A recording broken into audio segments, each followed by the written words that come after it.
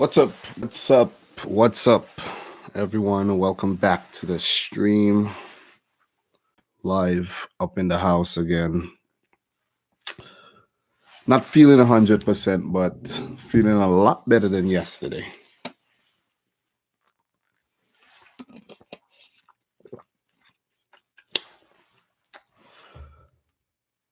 Okay. Just waiting for people to join the live stream. I know it's a bit early in my time, but this is the time I have right now to do something live. So what's up, everyone? Welcome back to the channel. It's your boy Dominic Rich. It feels kind of weird being live after a very, very long time. I haven't gone live, but you guys have earned it. Plus, I also need to catch up for not making a newsy type vlog yesterday. So this is me catching up. So if you're here right now, just say hi. Say hello to your boy in the stream. Still trying to get this thing set up because, I bought a new computer. So that's what I'm using right now. So if you see a better looking setup, it's because I'm using a webcam that I bought a while ago and I bought a gaming desktop. So it's looking a lot better. I think it's looking a lot better. How's the stream? How's the health of the stream right now, guys? Let me know in the comments. How's the stream looking? Is everything looking good? No pressure right now. This is a no pressure situation. I want to put myself under too much pressure. So that's what it is right now. How's the stream looking? Just waiting for you guys to reply. I'm actually using the computer over there. I have my laptop here and my phone is here. So I'm like all over the place right about now. But okay, so Adam Opashich said the stream is fine. Thank you very much. It's looking good. Says Wale Odufote.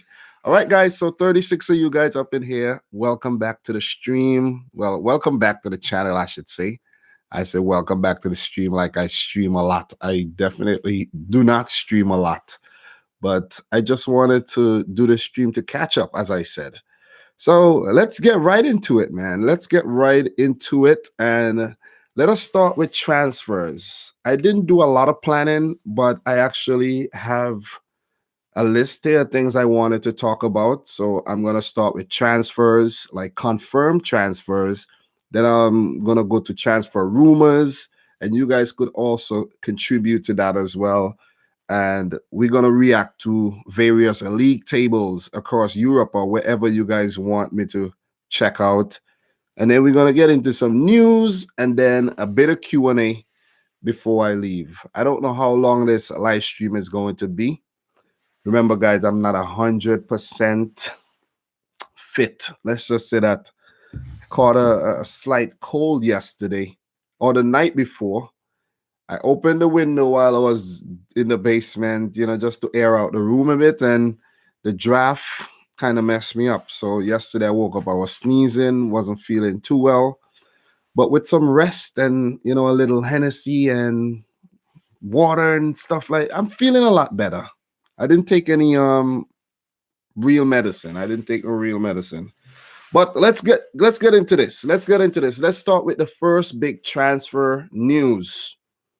And it's to do with the managerial switch. Barcelona sacking Ernesto Valverde and hiring the largely unknown Quique Setien.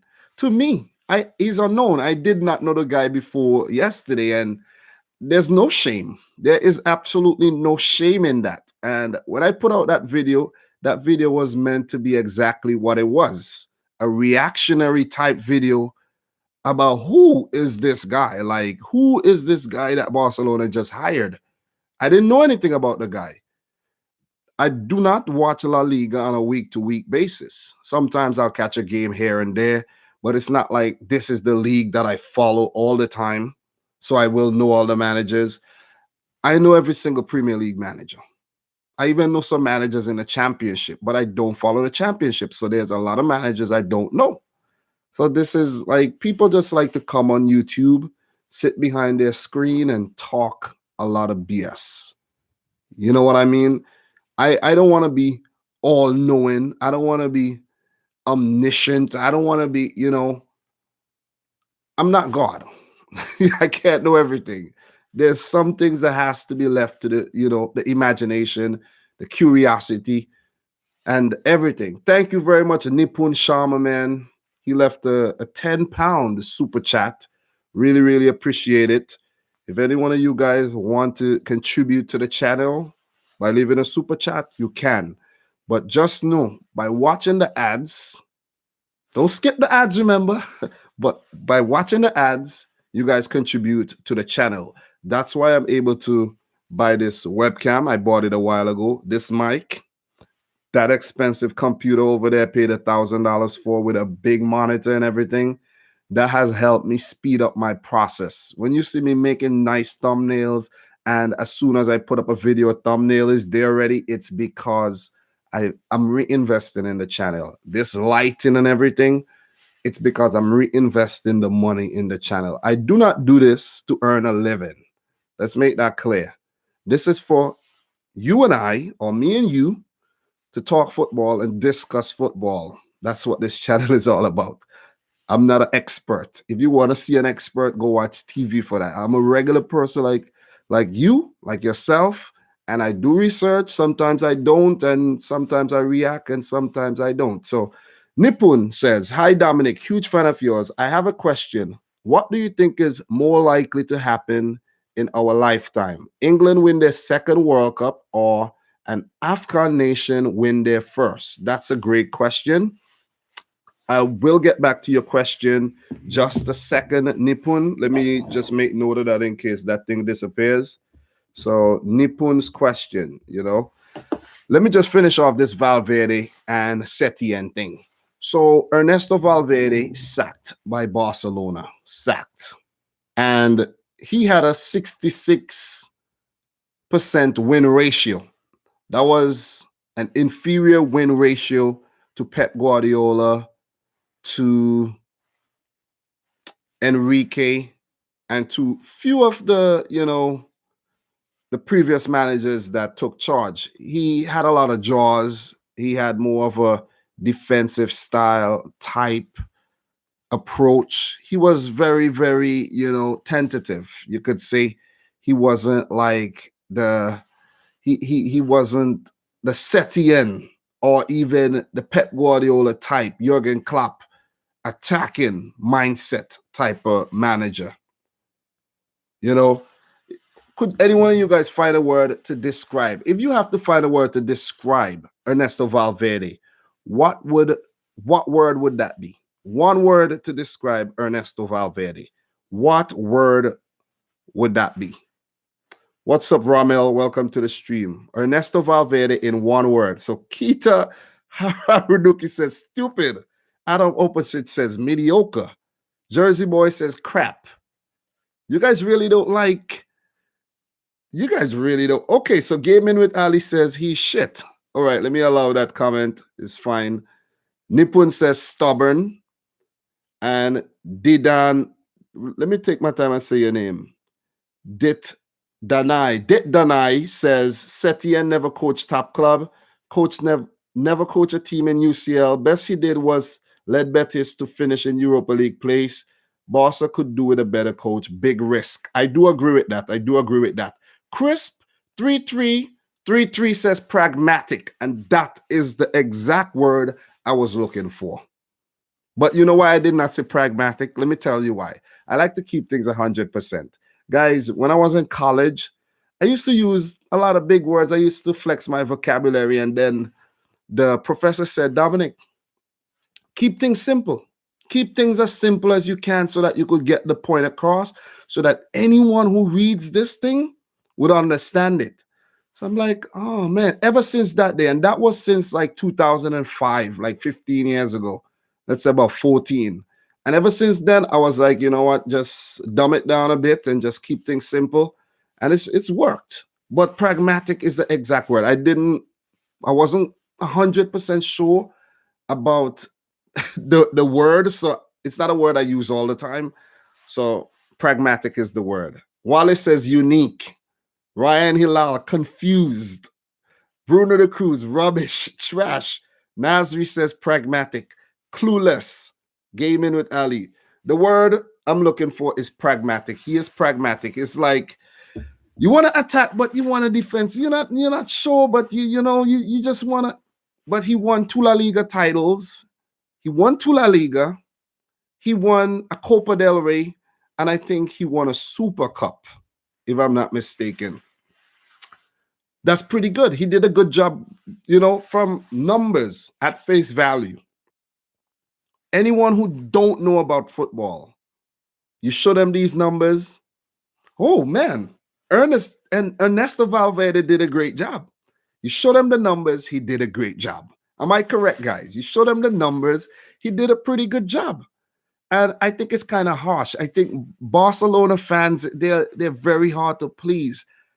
Or they're just accustomed to this expansive brand of football that when they had a guy like Valverde, it was like, I think even with Luis Enrique, they weren't actually too happy with him. I actually think Barcelona would have done well with bringing in Xavi Hernandez. I don't care if he's raw. This is just my opinion. I don't care if he's raw. He's young. He was just there at the club a few seasons ago. And he would have reinvigorated this team. And it would have been nice for the players to see someone young, to see someone who just played the game, to see someone who was a serial winner with Spain and Barcelona, a Barca legend, come back to the club and inspire the Blaugrana to maybe a Champions League this season.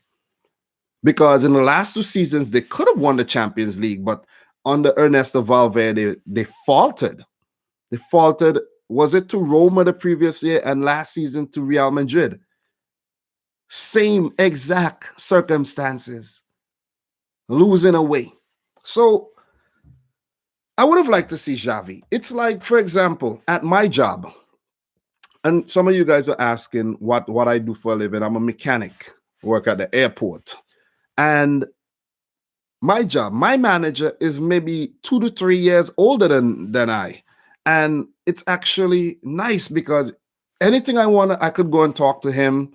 He'll shout me out, hey, Dominic, what's up? And it's someone you could relate to. It's someone you could talk to anything about. Talk to him about, he tell me he want to buy a house. I bought a house already, so I could talk to him and say like, yeah, man, that's a good thing you're trying to do there. Think about a guy like Ousmane Dembele, some of the young guys like Ansu Fati. You know how hard it is gonna be to approach a man like Kike Setien, 61 years old. That's your grandfather. It's not easy. It isn't easy. These guys are very, very difficult to approach. Like my boss, not the manager, the boss. He's like an older white guy, and my manager is a young Spanish dude. So it's like a lot of it is to do with psychology. Performance has to do a lot with psychology, and I think with a more young, inspirational manager like a Xavi, or even an older guy like Ronald Koeman, who was at the club before, who's working with a lot of youngsters in the Dutch national team, would have been a more suitable appointment, in my opinion. Seriously, that's just how I feel right now. Setien. People say, I don't know anything about Setien. Like, what do you know about Setien? You're talking, you should do your research before you make this video about Setien. What do you want me to do? You want me to sit down, go, research for 2 hours, come back and talk about Setien for what? All I need to do is 5 minutes research. The guy didn't even have a lot of things to actually find. He has never won anything in his managerial career. Nothing. As a player, he won one thing, a Super Copa de España back in 1985, before I was born, or 86. He won nothing. So Barcelona putting him in charge is a risk. Ernesto Valverde had some honors, to be fair to him. And I think he was doing an okay job. I'm not going to say he was doing a great job, but he was getting results. He was getting results. But Champions League failures, back-to-back seasons, both seasons that he's been in charge. This season, halfway through, Barca in the round of 16. Give him a chance. Let him finish out the season at least. But maybe it's the Supercopa de España failure, the fact that he was criticizing the Spanish board for chasing money, which they did, taking it to Jeddah, Saudi Arabia, 3-year deal, playing a Spanish Super Cup in another country. It's all for money. People like to criticize, like, say, teams like City or whatnot and money, but every other team is doing it. It's all about money. That's what it's all about. So my stance on Setien, and I don't want to go on too longer, is that I'm not saying he's a bad manager or he's not good, but he is not great. He isn't great. He hasn't proven himself to be great. You could be great behind the scenes. I'm not saying that, but we need to see you pick up those titles. We need to see results. He's going to have a chance at Barcelona. And maybe they'll go on to win the title this season. Maybe they'll go on to win the Champions League, Copa del Rey. Who knows? But Barcelona has very good players. So it's not all Setien. It's the players. But let's see how this one unfurls. Let's see how long he's going to last. I think he's just a temporary appointment. And next season, they're going to bring in Xavi or Koeman. Or mark my word, a year and a half from now. Remember, I told you so. So let's get back to Nipun's question. Nipun asked, in our lifetime, what would we see first? England winning their second World Cup. They won the World Cup in 1966. Would we see an England team bringing it home before we see an African nation winning it? Very good question. Very, very good question. And this question was posed to me before. Me and Football Fair spoke about this in the past. And it's difficult. But right now, it has to be England winning the World Cup before an African nation. I don't know what it is with the African nations. They impress, but they don't have that. It's like they just lose it. They just lose it. They make it to the round of 16 and that's it. If they make it further, they don't have the capacity to move on. I don't know if it's the board. I don't know if they get too excited. I don't know what it is. But I think England has the capabilities, the abilities, the talent to win a World Cup before an African nation does. And I think even if you combine the best players, a best 23-man squad throughout the whole of Africa, they still won't win the World Cup. Because it's just the way they are. The lack of unity, I think. It's like you pulling that way, that person pulling that way, that person's pulling that way. It's corrupt. There's a lot of corruption going on in Africa. So it definitely trickles down to the football, right onto the field. Look at Senegal. Senegal was so impressive at the 2018 World Cup. How did they fail to make it to the round of 16? They were not disciplined enough. They weren't using their brains. They had it. All they had to do was avoid the yellow cards. But what? They went and picked up the yellow cards. I think it was Mbaye Niang or one of them, Cheku Kuyate, one of them. They picked up the yellow cards, and who was it that went through ahead of them? Was it Japan? South Korea?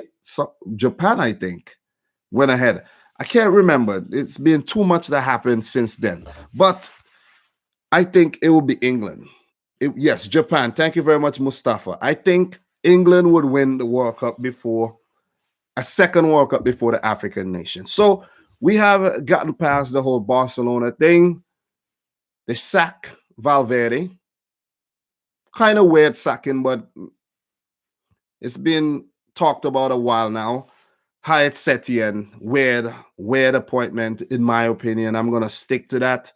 Weird. Very, very weird. Guys, how do you feel about that? Even if you're a Barca or non-Barca fan, how do you feel about Kike Setien being appointed the new Barcelona manager? Let me know. Let me know. I'm reading comments right now. How do you feel about the Setien appointment? After this, we're going to go on to some more transfers. I'm only going to talk about the big transfers, though. Not big, but, play interesting ones. Let's just put it that way. So Ryan says, Setien hasn't played Champions League, so it's going to be tough for him in UCL. Fabio, what's up? Daniel, Joseph, what's up? Donovan McCrabb says, bring in Pochettino. What will happen? Same card. I think Setien is similar to Valverde, but the only thing is Setien, from what I'm reading, Setien plays an expansive brand, an attacking brand of football, because he defeated Real Madrid and Barcelona while he was at Betis. But that's not enough for you to appoint him manager of Barcelona. I don't think that alone is enough. And I commented and I told someone, it's like Norwich beat Man City this season, spanked us. Daniel Farke. Is that enough to hire Daniel Farke and fire Pep Guardiola? Is it? They won the championship last season, got promoted, but they came to the Premier League and it's proven a bit over their heads. So it's a similar situation. But let us move on. 70 people up in here right now. Thank you very much, everyone, for joining. I think this is the most people I've ever had on a live stream ever. So let's just look at the transfers. The latest winter transfers. We have Christopher Nordveld, Swansea City, going to club in Turkey called Genkler Birligi. Can't say that name. It's difficult to say, but I know this club. I think this club was struggling last season. They managed to stay up, or the season before, or they came back up. They got relegated and they came back up, I think. But he's 30 years old. He left Swansea for an undisclosed fee. So that's that. Jeroen Zoet, the Dutch international keeper, left PSV Eindhoven to Utrecht on a loan deal, I think, to the end of the season. Fabio Boruni, the former Liverpool left winger, he leaves AC Milan to Hellas Verona on a free transfer. Hellas Verona on a free transfer. It's been a while since he left the shores of England. Then we have Michael Esser, Hoffenheim Hanover to Hoffenheim on a free transfer. Hoffenheim is a weird club, The players leave, go to other clubs, and then they bring in some other bits and pieces. Players, they get good, and then they sell them on. And, Julian Nagelsmann left Hoffenheim. He went to Leipzig. So it's kind of weird. Why not try to keep Nagelsmann, keep your best players, and become a powerhouse in Germany? I really don't get these clubs. I honestly do not get these clubs. But I'd like to say thanks again to Nipun for the super chat and the great question. Great question. So he also says, legends going back to manage their clubs is becoming increasingly popular. Lampard at Chelsea, Ole at United, and they want Ole out at United. The United fans don't want Ole Gunnar Solskjaer as their manager. Do you think Thierry Henry could go back to North London and manage the Gunners? Great question again. I don't think Henry is ready yet. He was tried at Monaco, failed miserably. Now he went to Montreal Impact. He has to prove himself there.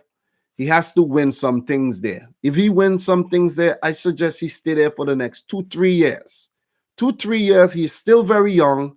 Develop your craft, master the art of, not master, but let's just say master the art of managing players, young players, older players, and proving yourself, at least in the MLS, before you think about going to an Arsenal or Barcelona. But even before you go to Arsenal or Barcelona, maybe go to a championship club, help get them promoted, or a league dark club, or a Segunda Division club. Not just thrusted right into the job, not ready yet, or a B team like Barcelona B, or let's say Man City under 23, or one of them under 23 teams before he, what do you think about that? What do you think about that Nipun? Because that's how I feel about that right now. That's what I feel about right now. Let's not forget that he is Henry, only a year older than Lampard. He is Henry, yes, I know, but being a legend does not make you a good manager. That's not, that does not qualify you to be a good manager. Even being a footballer does not qualify you to be a manager. It does not. Look at Jose Mourinho. He did not have a footballing career. But look at him. Look at Nagelsmann. He retired very early. Look at him. So I think Henry needs to do some more preparation before he moves to another big club. Because he was at Monaco. He got his chance. That was his chance to just be go in as a young manager. Well, he was at Belgium too. See, I spoke about being an assistant or being, he was at Belgium, but didn't work. And maybe Belgium, the fact that Belgium has so many good players, it kind of, maybe it tricked Henry thinking that, oh man, I'm with Belgium. They're doing well. Maybe I'm ready, but you're not ready. You know what I mean? But let's move on to these transfers. Michael Esse going from Hanover 96 in Bundesliga 2 to Hoffenheim. Happy for him. Looking at the other big transfers, bigger names.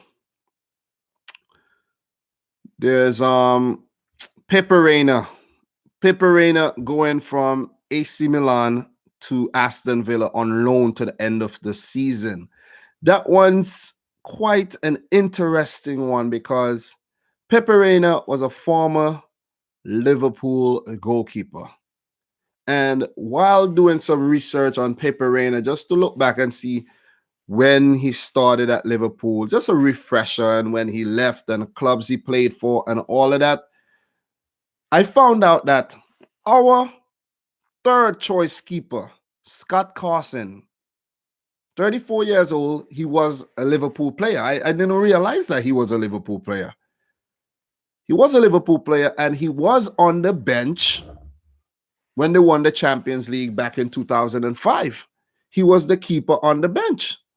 So for some of you guys who don't know that out, did not realize that, Scott Carson was on the bench and he has a Champions League title under his belt. I don't know if he featured, but on Transfermarkt, one of his honors is a Champions League title. I don't know if he should get that, but he was there. He was there. The Miracle in Istanbul, Scott Carson, I think at that time he was 19 or 20, and he was on the bench. So that's a fun fact for you guys who like that kind of stuff. So Pepe Reina, man, Pepe Reina. This one's a big one. He's 37 years old. He'll be 38 in August. World Cup winner with Spain. Champions Leagues. Well, not Champions League. European Championship, pardon me there, with Spain.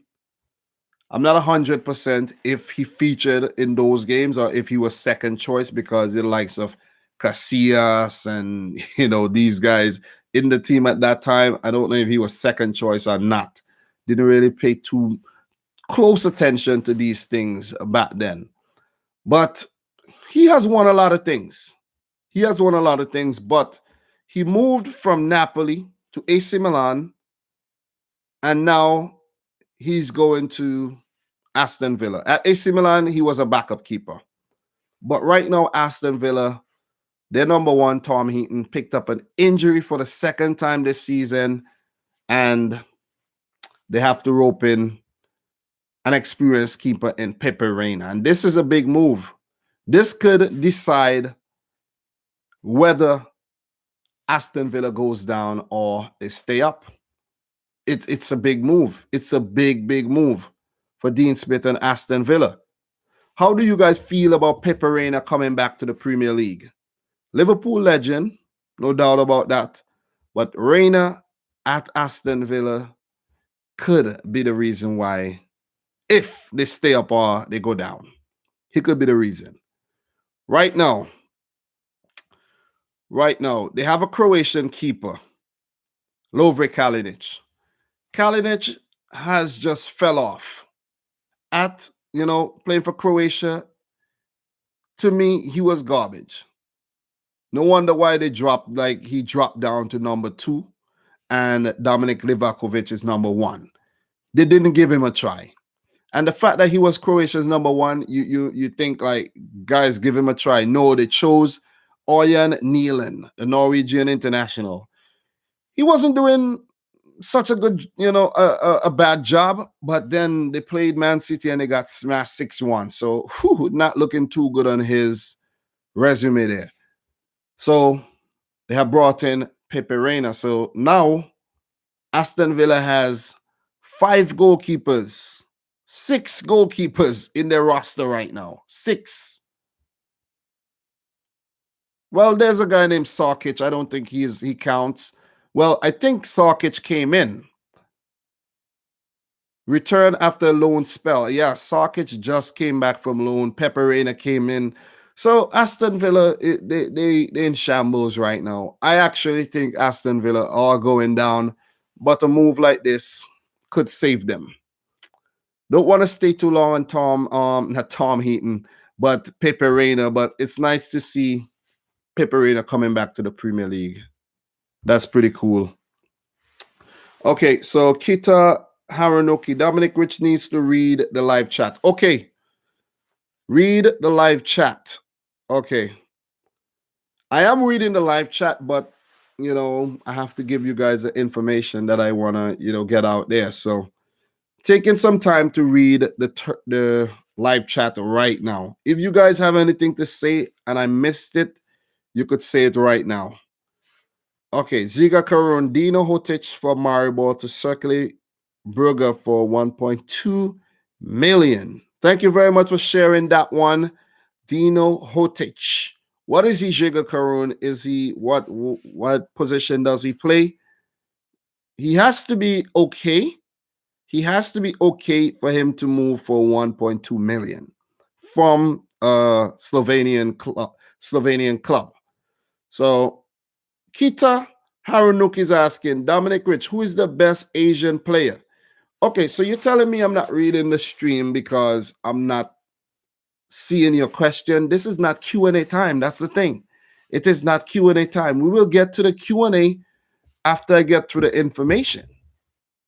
You know what I'm saying? We have to have some order here. Order in the house, okay? Order in the house. We just can't go over there, over here, over here, over here.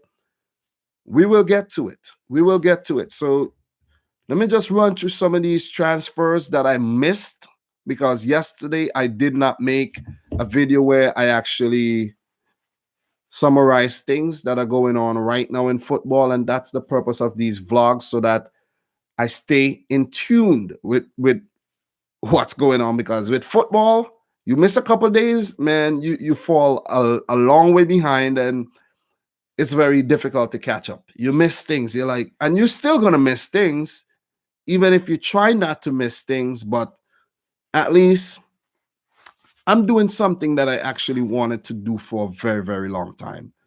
So we left off at Pepe Reina. So Pepe Reina, That was page 2. And let me see if there's any more interesting transfers worth talking about. Anything worth talking about right now? There's a few more. Okay. I see a very interesting move here. Jose Cifuentes, a 20-year-old Venezuelan or Ecuadorian, flags are the same tricolor flags, moving from Uni Católica in the Ecuadorian League to LAFC for 2.7 million. So that's some good scouting there. 20 years old. Remember the name Jose Cifuentes.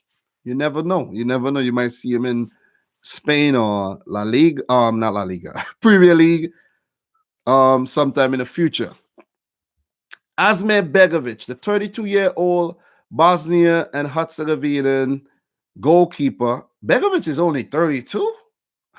It's just like he's older.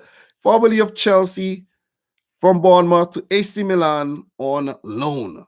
Weird. AC Milan is a weird club right about now, Weird club. They're bringing back Zlatan. But he did score in his first start for the club. But it's just a weird club. Just weird. The transfers are weird.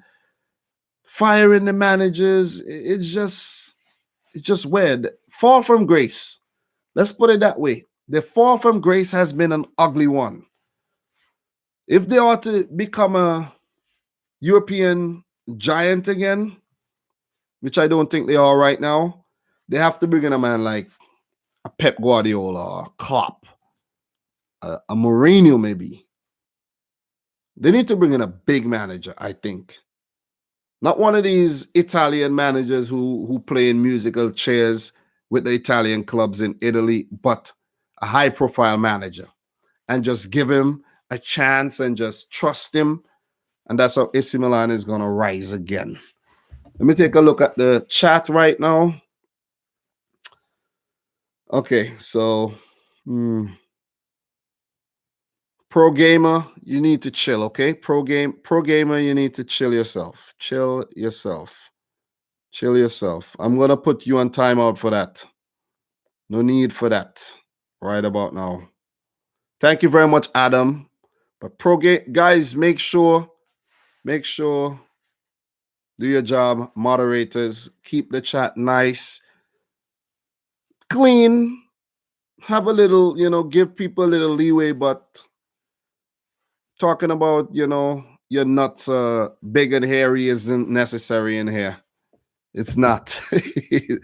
Talking about your cojones isn't called for right now. If there's a moment where it's called for, yeah, but it's not. So Begovic leaving Bournemouth to AC Milan.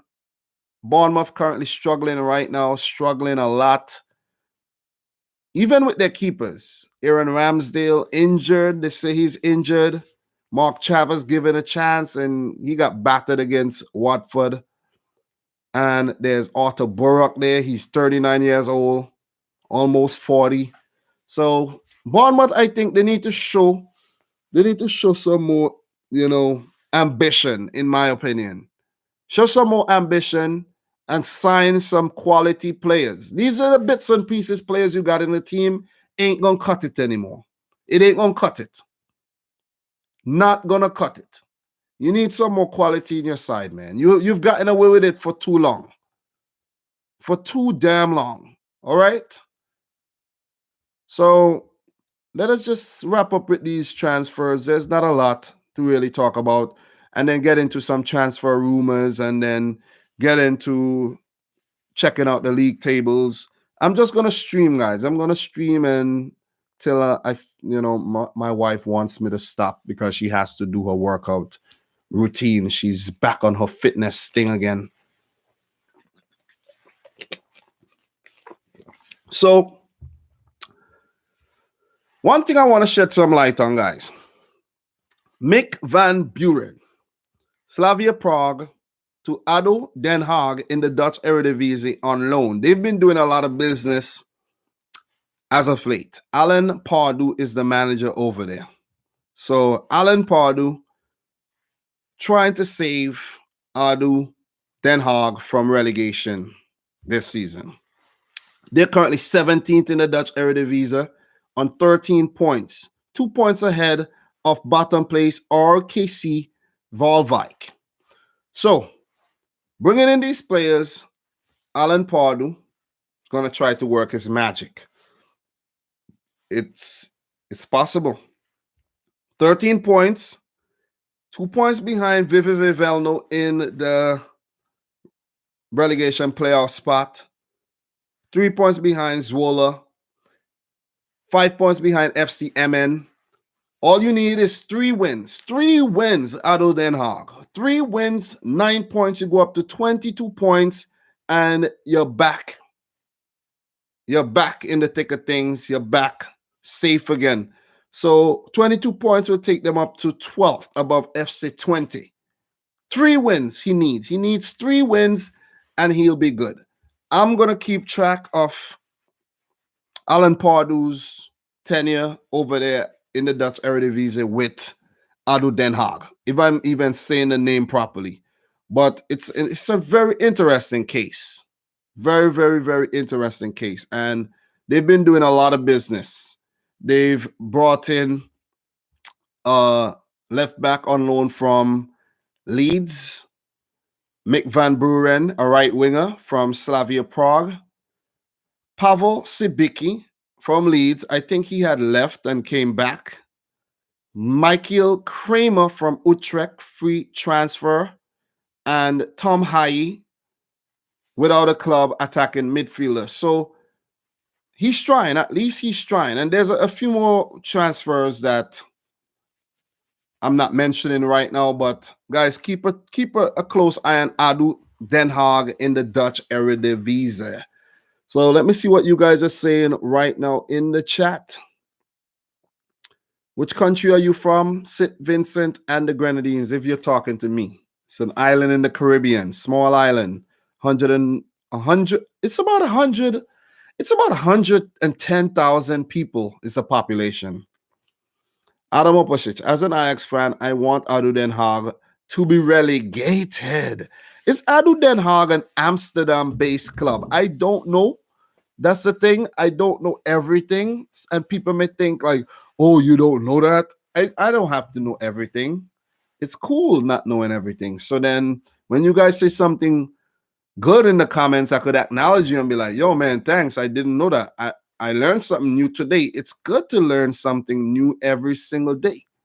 And I learned something new every day. Oh, it's from Den Haag. Okay. So why you want them to get relegated? What's the hate? Why the hate for ADO Den Haag? Why? So Mustafa Albatran, he wants to talk about the AFC Under 23 Championship. I will touch on that as well. Jax Page says, how you doing today, Dom? I'm a bit under the weather, but a lot better than I was yesterday. Yesterday I was sneezing a lot, felt a bit bogged down, but then big news happened. Barcelona, and I had to make 2 videos talking about those, those situations. And with yesterday's video, the Ernesto Valverde one, I took a big risk. It wasn't even official, and I dropped the video and said he was sacked. But I realized I needed to take risks like that for a while. Because with the Sadio Mane situation, he won. Let me drink some water here. He won 2019 African Player of the Year. And I was just going to make a video and say, listen, man, Mane has won this thing. He is the man. He has won it. And the reason being, I notice with these award ceremonies, if you watch the red carpet event, when everyone comes in and the crowd is there, just by the way the camera goes on specific players, you know who's going to win. Mane came in, camera was on him. Gianni Infantino was there, and they came in around the same time. I'm like, that's a sign. Mane is going to win it. Didn't see Mo Salah, didn't see Mahrez. That was a sign. I should have just made a video and say, Mane has won 2019 African Player of the Year. I just have a hunch. I see all the signs, and I'm from the future, basically from the future, and I'm letting you guys know this early. Save your time. Don't even watch the award show. And I was right. I was right. And I was like, damn, I should have made that video. I should have really made that video. I should have just made the video. The video would have done better. It would have done a lot better, you know? So with the yesterday's news, I just say, you know what? This is going to happen. Everywhere I checked, they were claiming that it's done. All the reputable sources, they were saying that Valverde is going to get sacked. But only Barcelona wasn't confirming the news. I said, F it. I'm going to confirm it. And it turned out to be true. People saying, oh, is it official? Yes, it's official. I say it's official. It's official. All right.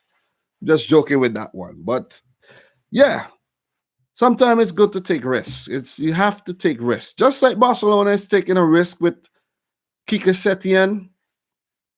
Sometimes it's a risk worth taking. So, transfers. Lucas Rupp, Hoffenheim to Norwich for €500,000. Norwich. You know what? I think Norwich is just preparing for next season in the championship. Bringing in Lucas Rupp here. Bringing in Lucas Rupp. And while we are on Norwich, they had another transfer. I'm just going to talk about it one time. Lucas Rupp, he's 29 years old. 29 years old, and he is... I just saw him. Okay, let me go down here. Lucas Rupp. They're signing a lot of players. So...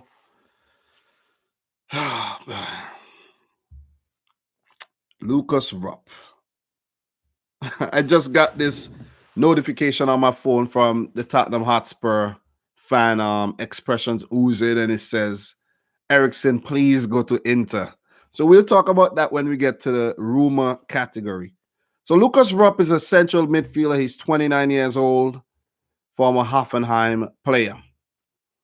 Then Andre Duda was brought in from Hertha Berlin, Slovakian, brought in on loan. I think this is a loan move. It has a question mark right now, but it has to be a loan move. It has to be a loan move. And I don't know, man. I don't know if these two guys are going to do it. I really don't know if these two guys are going to do it. I don't know if these guys are going to save Norwich. I think Norwich are going down. Norwich are definitely going down. Bottom of the table right now. Can't believe this team beat us. This team beat Man City this season. They're going down. They have some neat players, but the transfer business is sketchy, you know. Josip Dermich. Daniel Farke bringing in these German bits and pieces, some no-name players, it's like questionable. I know Duda is a decent player, but is Duda gonna save Norwich from going down? You never know, but I don't think so. I really don't think so. So we're gonna move on from Norwich, though. We're gonna move on. So Troy Francis says Valverde will revenge the lost. How is he gonna do that? How? Please explain. Why? He's gonna go to another club and what? Beat Barcelona?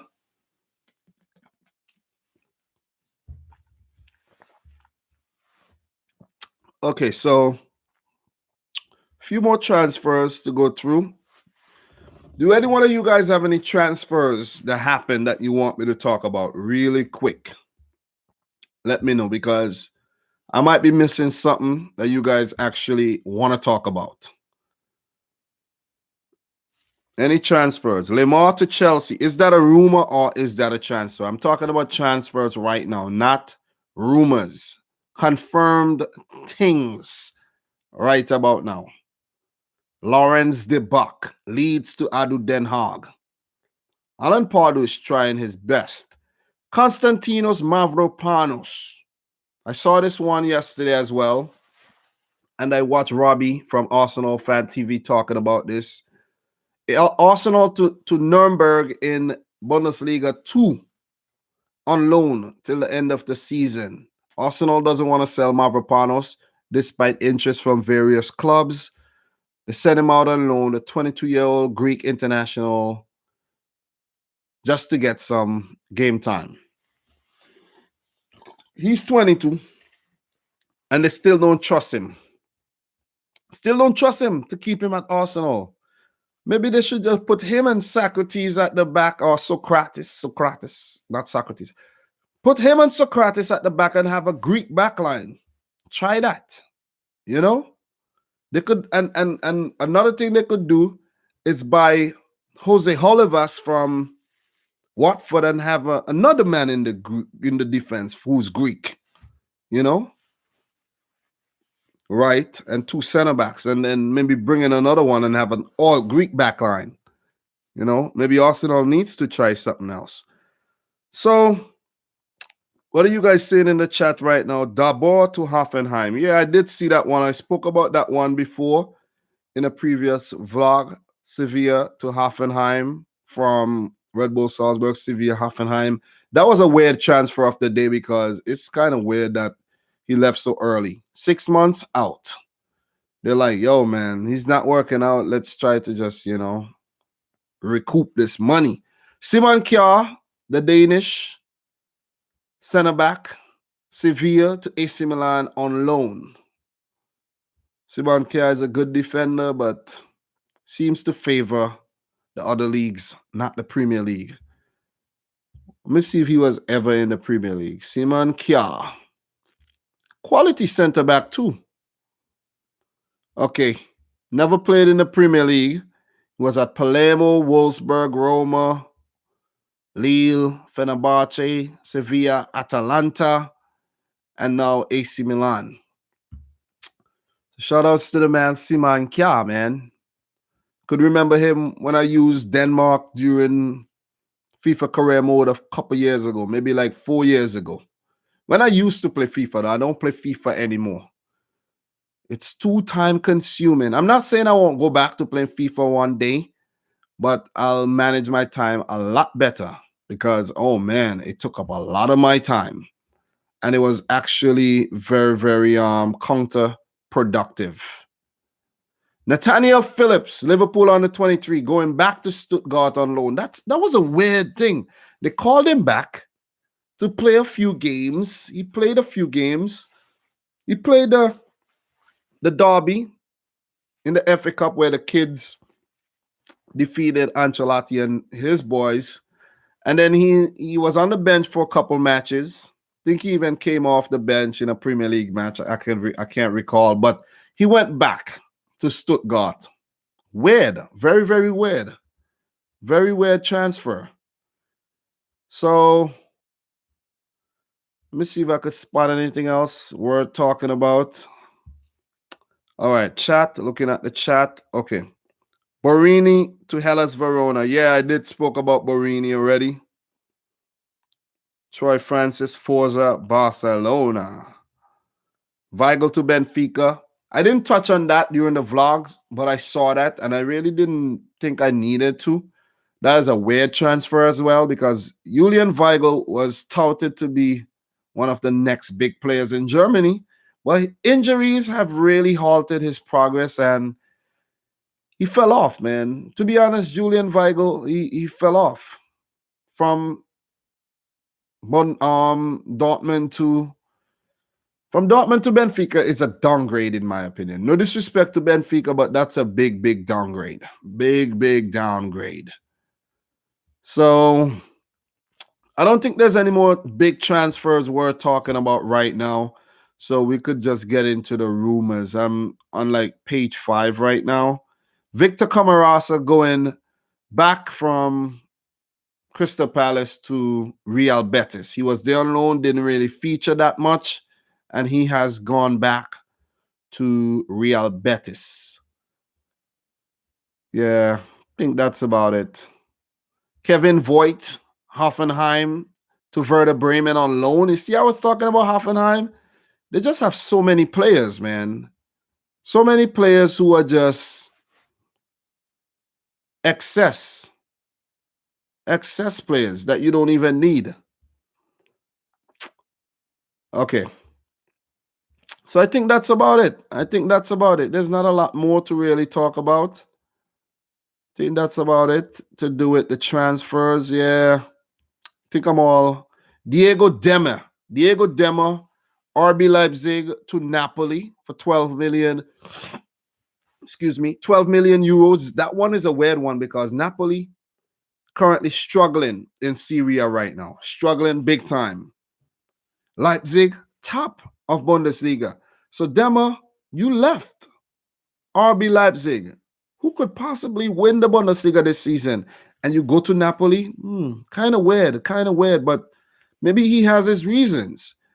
And the last one, Ryan Babel, 33-year-old Dutchman, Galatasaray to Ajax on loan. And this is a 1.5 million euro loan fee as well, which means he might be there for a few seasons. Let's just take a look at this one. How long Ryan Babel, the man with the pink hair, is going to be at Ajax? Well, his contract expires 6th. Wow, they had to pay them so much. Yeah. They had to contract there expires. Okay, so he's only there till the end of the season, but Galatasaray needed some money for him as well. So Ryan Babel going back to Ajax. He was an Ajax youth player, and he's going back to Ajax from Galatasaray till the end of the season, and his Galatasaray contract expires in 2022. Ryan Babel has been on the move a lot lately. He has been on the move a lot. Ajax, from Galatasaray to Ajax. Before that, he was at Fulham, Besiktas, Deportivo de la Coruña, Alain, Kazim-Pasa, Hoffenheim, Liverpool. The man is a journeyman. And the thing is, lately, it seems like he has got better with age.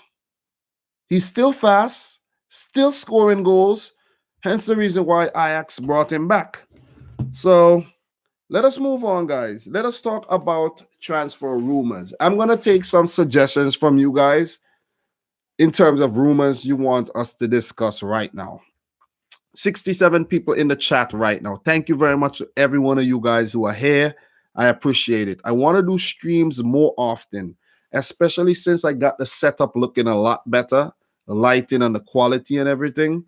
I hope it's good right now. I hope the quality is good. I want to keep doing this at least once a week.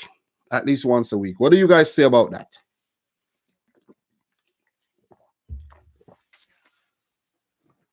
Okay.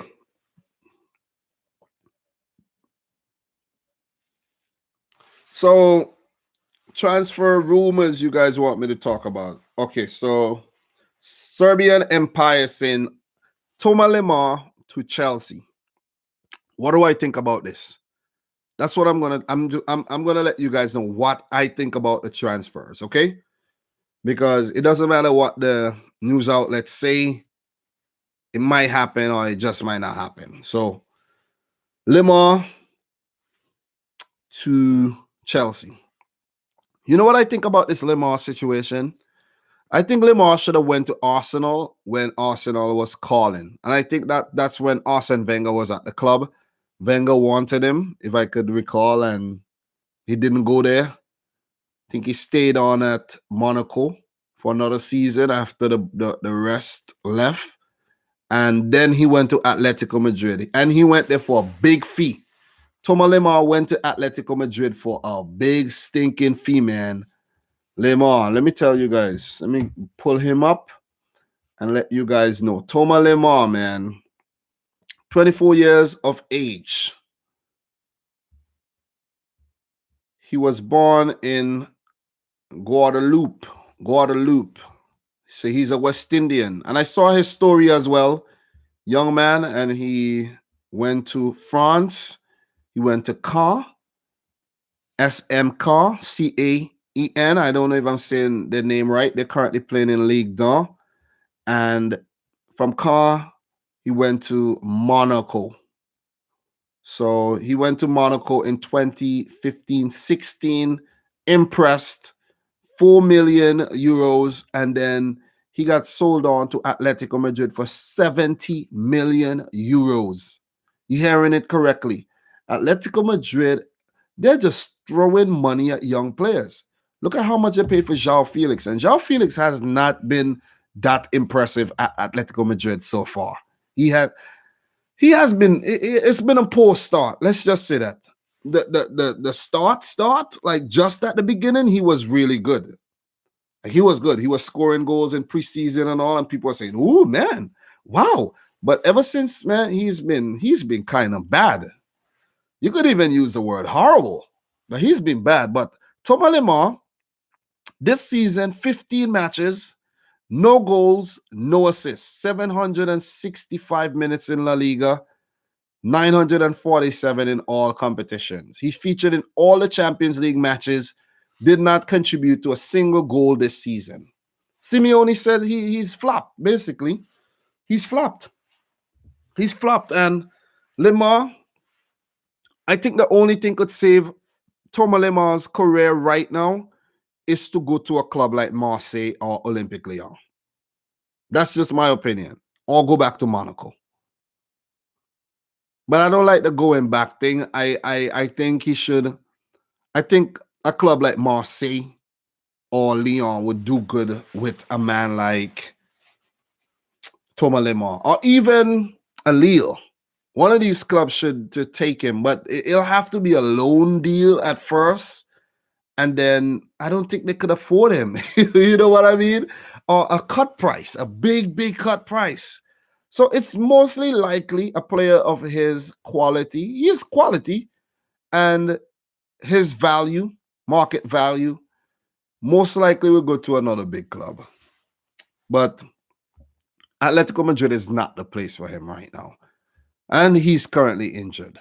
So I doubt a move will be happening. He's injured. He's injured right now. So we might not see him move into the Premier. Maybe a summer move for him. Maybe a summer move. Okay, so what is going on here? Some people are getting timed out. Okay, so what is going on? Okay, please ban the spammers. Thank you. Yes, the mods are on it. And whenever they return and they continue spamming, I'll ban them for life. Life. There are some people who have banned for life recently, and I kind of lifted the ban, and then they came back and still talking a lot of BS. But you gotta leave people. Sometimes you just gotta leave them, let it do their thing, man. You know what I'm saying? So there's a one here. Sane Adi Boot says, 80 Booth, Sane to Bayern Munich. Well, that might actually happen in the summer. It ain't gonna happen in the current January transfer window. It just could happen, but I don't think it's gonna happen. I don't want it to happen. Sane is one of my favorite Manchester City players. I would love for him to stay on for at least 2 more seasons, but I think he's gonna move to Bayern Munich. He's gonna move in the summer. I think that one is gonna happen. I'm gonna get some good money for him. And I hope we don't buy Thomas Lemar. Let's just wait and see who we're going to buy. Maybe Pep Guardiola will bring in Mikel Oyarzabal. Who knows? Who knows? But we have an Upamecano to Arsenal. Dayot Upamecano of Red Bull Salzburg. Red Bull Leipzig. Not Salzburg. Red Bull RB Leipzig. Let me give him their proper name. RB Leipzig. He's been linked to Arsenal, Barcelona, maybe PSG, big clubs. He's a Frenchman, and he's going to cost a lot. I've known Upamecano for a while because I can remember early in my, let's call it a career, YouTube career, I made a video talking about the hardest names to say in football, and Upamecano's name was on it. He's 21 years old. He's a Frenchman with Guinea-Bissau roots. Center back, and he's been linked to all these big clubs. He's still uncapped, never capped by the France international team. And you heard me mixing up Salzburg and Leipzig. Upamecano used to play for Salzburg. He used to be a Salzburg man, went to Leipzig for 10 million euros. Might have just let him go over there for free. It's the same thing. It's the same company. Let him just go over there free, transfer, go over there, transfer from Austria to Germany, approved, go over for free and do your thing. But he actually could be moving to one of these bigger clubs. Arsenal, oh man. It would be nice if Arsenal get him though, because they need center backs really, really bad. They need to prioritize bringing in center backs. And I heard that Skodan Mustafi is on his way out. If Mavropanos was sent out on loan, most likely Mikel Arteta and Arsenal are planning a big move. They're planning a big move for a center back or two. I say, to be honest, but the thing is, before I say this, these transfers are very weird and they're tricky because with RB Leipzig currently trying to win the Bundesliga title. Guys, think about it. A club like Leipzig, who's only been in the Bundesliga for 4 years now, they came up through the leagues, to the system, because they weren't just allowed to be, as a new club, thrown into the Bundesliga. They are trying to win the Bundesliga. They're currently on top. And it's like, guys, you don't want to lose Upamecano. You don't want to lose Timo Werner. You don't want to lose a guy like Nardi McCulley. You don't want to lose a Paulson. And, so it's tricky. With these transfers, you have to really watch what you say. You can't be like, oh, yeah, Arsenal are going to get him. Leipzig need him more than Arsenal because Arsenal are way out there, way outside the top four. They're not even in the question about winning the title. But Leipzig are currently 4 points ahead of Bundesliga kings Bayern Munich. 17 matches played. 17. So with 18 teams, it's they have 34 matches in their season. 34, halfway through. So halfway through, you're gonna sell one of your best defenders. And then what happens? You come in fourth, or you come in fifth, miss out on Champions League, because the other teams are like right behind. So would that be a good choice for RB Leipzig to make? Would it be a good choice? Guys, you see exactly what I'm saying? So, okay. Everson Crown, stop spamming. Okay, so let me see who's spamming here. I'm going to let out a warning shot right now. Warning shot. If there's more spamming, warning shot. If I catch you guys spamming, I'm going to ban you. If you want to keep commenting on the channel, stop. If you don't want to and you don't care, keep spamming, and then I'll ban you. Okay? I'm feeling like I could flex some muscle right now. So just spam and let me ban you. Okay? I'm looking at the stream right now. So, guys, you understand what I'm saying? So you don't want to sell your players. You don't want to sell your players and they'll come up short, in terms of the Bundesliga title. So if you look at RB Leipzig right now, there's a center back. He's 20 years old. Ibrahima Konaté. He's very good. Willie Orban, he's injured right now. So Orban is injured. Konaté is injured. They have Ampadu on there on loan from Chelsea. Guys, Upamecano isn't going anywhere. He's not going anywhere. He ain't going anywhere. Nordy McCooley, he could play center back as well. There's Klosterman, there's Halstenberg. These guys are fullback, but I'm pretty sure they could slot in as center backs. But guys, I don't think Upamecano is going anywhere in the winter transfer window, and that's where I end the Upamecano transfer rumor talk right now. Okay, next transfer rumor: Bruno Fernandes to Man United. This one has been in the news. I was actually watching a stream last night. Guys, I watch other YouTubers, you know. I was watching this guy from what's his name, man? His name is Terry, but I forgot the channel. I forgot what the channel's name is called.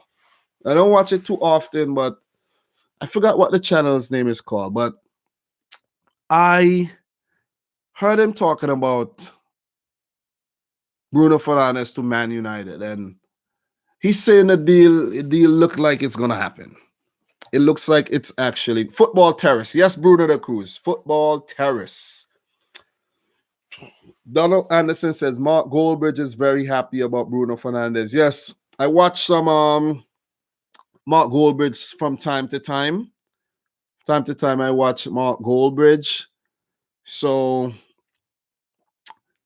Football Terrace, yes, he has over 100,000 subscribers, and he was live streaming. Pretty professional setup and all. I want my live streaming setup to become professional, that I could put up things on the screen for you guys. You know, maybe have different camera angles so you could see me from here, you could see me from here. But for now, this is good. This is good for now. Once you're hearing me properly and you're seeing me properly, that's all that is needed. That's all that's needed. But he was saying that the deal is looking like it's likely to happen. And from the news, they're saying that it's a better deal than bringing in Maddison, because Maddison is going to cost way more. Bruno Fernandes going to be a affordable price for Man United. He's an established player for Sporting Lisbon, Portuguese international player, proven dead ball specialist, proven leader. And he's a quality player. I wouldn't mind having a Bruno Fernandes over at Manchester City. I wouldn't mind at all. And if they get him, they have to take very good care of him. They have to take very good care of him, give him the game time, and just show him that they believe in his ability, and he'll do well. Because it's one thing you bring a player in and then you have him on the bench. You messing with the man's psychology. The man is not, you're not happy. You come to play and you're not really there, you know. Guys, I'm a sportsman. I know this. When you want to play and you go out there to play, you're passionate, things happen. You could do magical things. But when your mind isn't really there and you're like all over the place and things are bothering you, no way we are going to see the best of a player if he's not mentally stable, if his mind state isn't where it's supposed to be. So it's more than just ability. Most things are psychological and mental than they are physical. Most things are what you can't even see. The most important things, you can't even see it. And sometimes we are too harsh on players. Oh, they're not playing good. They're not this. Oh, they're waste. They're garbage. They're trash. Maybe they're not happy. You know? Maybe they have problems in their personal lives. Maybe the club isn't managing them well. You know what I mean? And in the case of, like, you go back to a man like Ousmane Dembele, a young man. Could a man like Kike Setien manage a character like Ousmane Dembele? Just think about it. What you gonna do? Punish him and then spoil him? You know, he's not gonna play well if you punish him. He's gonna be rebellious. And sometimes you don't need that. So, what else you want us to talk about? Okay. So, Serbian Empire is getting timed out. I thought I did answer a question from Serbian Empire. Okay, guys. So, I only want you guys to put people on timeout if they are being rude or saying bad words and things like that. But if they're asking questions, you could let it slide. You could let it slide. So John MC says, can Liverpool go unbeaten and win a Premier? Okay, this is not Q&A. We're talking about transfer rumors right now.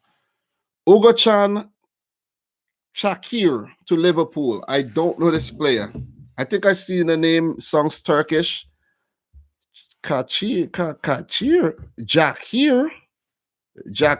is that how you say it? It's Turkish, Jakir. So a player from Trabzonspor, a goalkeeper, a young 23-year-old goalkeeper valued at 8 million euros, linked to Liverpool.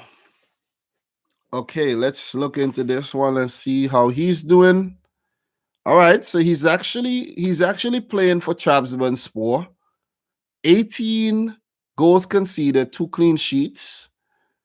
Trabzonspor, how are they doing right now in the Turkish Super League?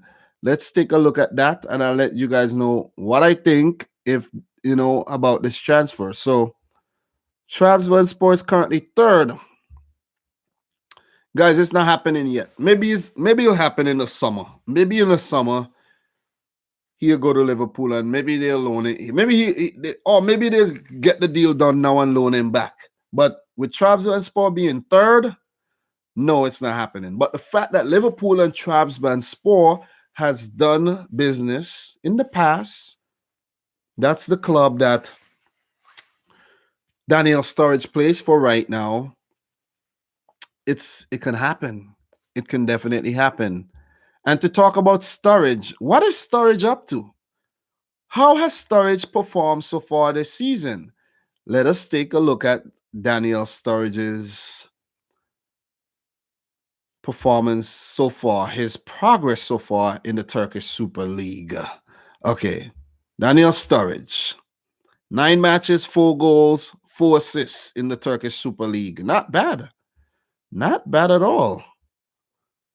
Sturridge is a former Man City player too. Former Man City, former Chelsea, former Liverpool man. West Brom on loan, was injured there. Bolton. Oh, it's just sad what happened to Bolton, right, guys? They're going to get relegated again. So, Sturridge, 13 in all competitions, 7 goals, 4 assists. Not bad at all. Not bad. Maybe he should have just tried to squeeze one more season out of Liverpool. One more. He was at the club for so long, and did not win Premier League title. But I think he did win one while he was at Chelsea, though, didn't he? I think he did, and the Champions League too. So that's good for him. At least he know how it feels. But it would have been nice for him to win one while at Liverpool, though. So what are we looking at in terms of things? Transfer rumors. Grealish to Liverpool. Well, Grealish has been linked to Man United. Man United and Man City, I've heard, being thrown in. Now Liverpool? I don't know. I don't know about the Liverpool one, but it's possible it could happen. Let me tell you why I don't think he's not gonna go to Liverpool, because Liverpool brought in Minamino. They have Origi. They have Mane, who could all play on the left wing. Grealish is a left-sided player. They're not gonna bring in Grealish. Grealish would be expensive.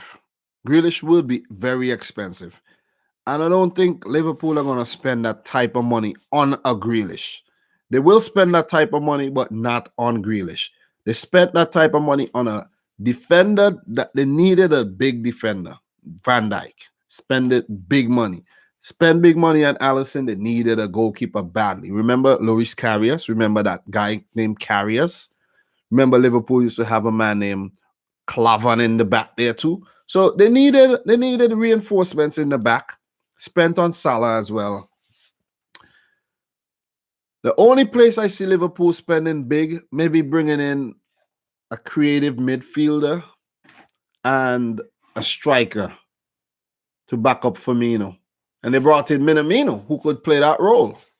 So I could only see them making more of those kind of budget moves or bringing in, promoting some of the younger players from the under 23 team. I don't see Grealish going to Liverpool.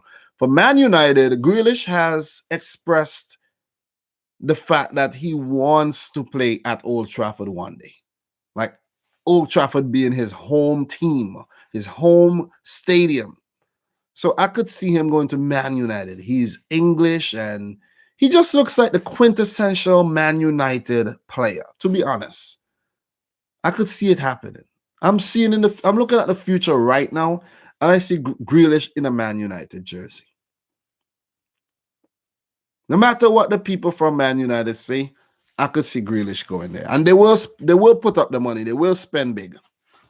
As for Man City, if Villa had beat City, or if Villa gets to the Carabao Cup final and defeats City and Grealish is like the star of that game, I could see it happening, because when things like that happen, it's like the stars aligned and bam, the deal happens. Like, oh yeah, let's get Grealish. So, but I don't, maybe if Sane leaves, Grealish in, Grealish is a quality player. He's a quality player, no doubt. But we will just have to wait and see. This one won't be happening in the winter. It's not going to happen in the winter. Another one. Let's talk about some more transfer rumors. Okay. Remember, guys, okay, John MC, do not ask questions right now. We're talking about transfer rumors, okay? Transfer rumors. This live stream is about transfer rumors. Okay, transfer confirmed. Pussetto to Watford. Who the hell is Pussetto? Are you look, if I find out that you're spamming, you're gonna get banned. You're gonna get banned. Serbian Empire, you're gonna get banned. You're gonna get banned. There's no player by the name of Pussetto. I never heard of Pussetto, and you're gonna get banned. People have been timing you out. Okay, you're lucky. You're lucky.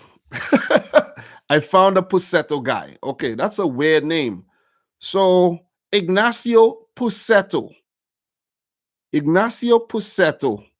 Watford. From Udinese to Watford. Just happened. Guys, please do not put Serbian Empire on timeout. I told you guys, he did have some legit stuff. Don't put him on timeout anymore. The name just sounded weird. But Pussetto has joined Watford from Udinese. He is a right winger. He's from Argentina. He has Argentina and Italian citizenship. And this is 24 years old. 12 games so far, 1 goal. Not a good start this season in the Serie A, but it's a positive step in the right direction, because Nigel Pearson has Watford playing like Liverpool and Man City. Let's not forget that we have been smashing things up for the last couple of years, okay? People seem to forget things very, very fast. Liverpool is to be blamed for that too. Okay. He is real dumb, Advenko says. LOL. Oh my God. Okay, let's talk about Christian Eriksen, man. Let's talk about Eriksen. Christian Eriksen to wherever. Man United. Inter Milan looks like front runners. Real Madrid in the mix too. Christian Eriksen. Should he stay at Spurs? Should he leave? Spurs fans want him out. Expressions oozing. Got the notification right here. He says, Eriksen, please go to Inter in January.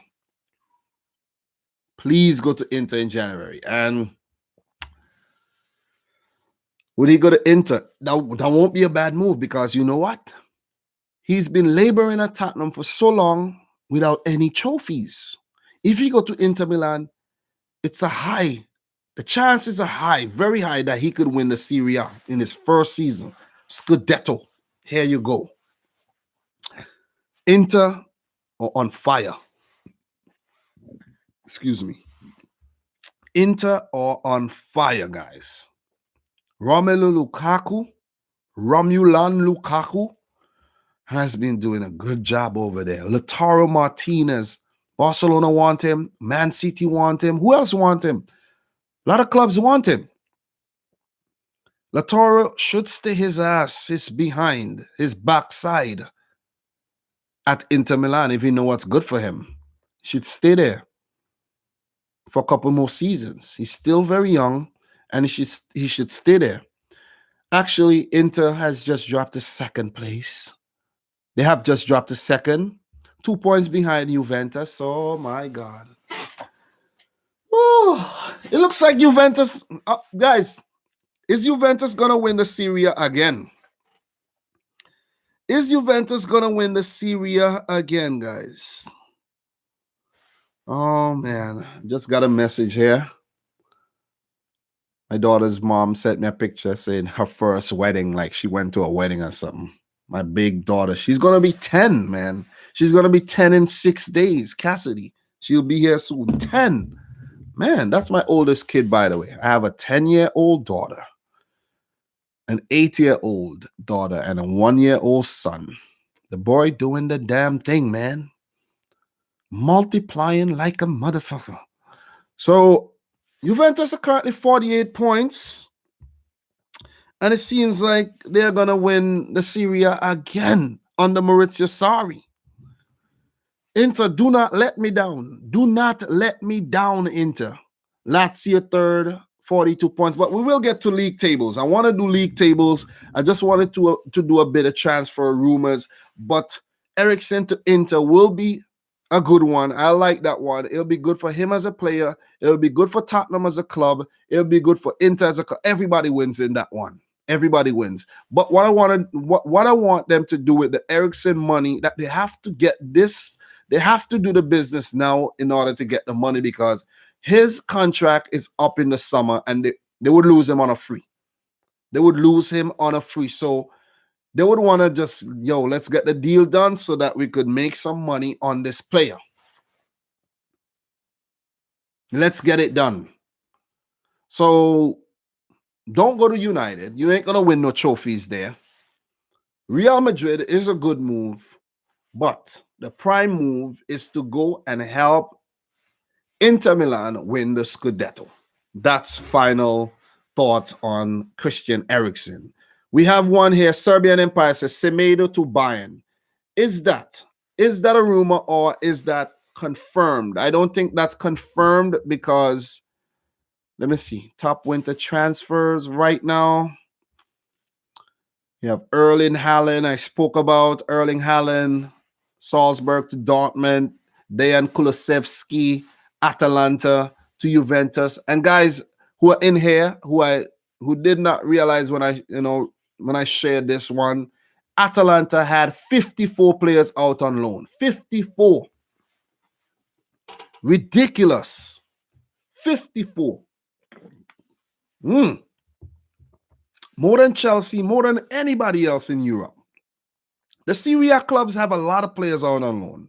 They have some big squads. Ezekiel Palacios, Bayer Leverkusen. Oh, I don't think I covered that one, I don't think I covered that one. That was a big move. He moved from River Plate, 21 years old, central midfielder from River Plate to Bayer Leverkusen.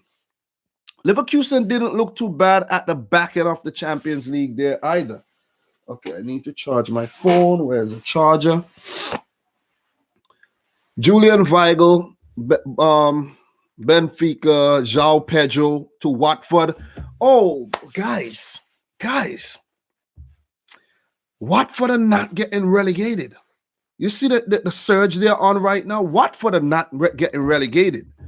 They're not getting relegated. João Pedro, I want them to unleash a João Pedro. Unleash João Pedro. Unleash him. Unleash João Pedro when you're in a good position. Let Dini get some rest. You know, maybe 75 minutes. You're leading. Bring on João Pedro. 18 years old from Fluminense to Watford. Pusetto. Thank you very much, what's your name? Serbian Empire? Yeah, Serbian Empire, for bringing that one to my attention.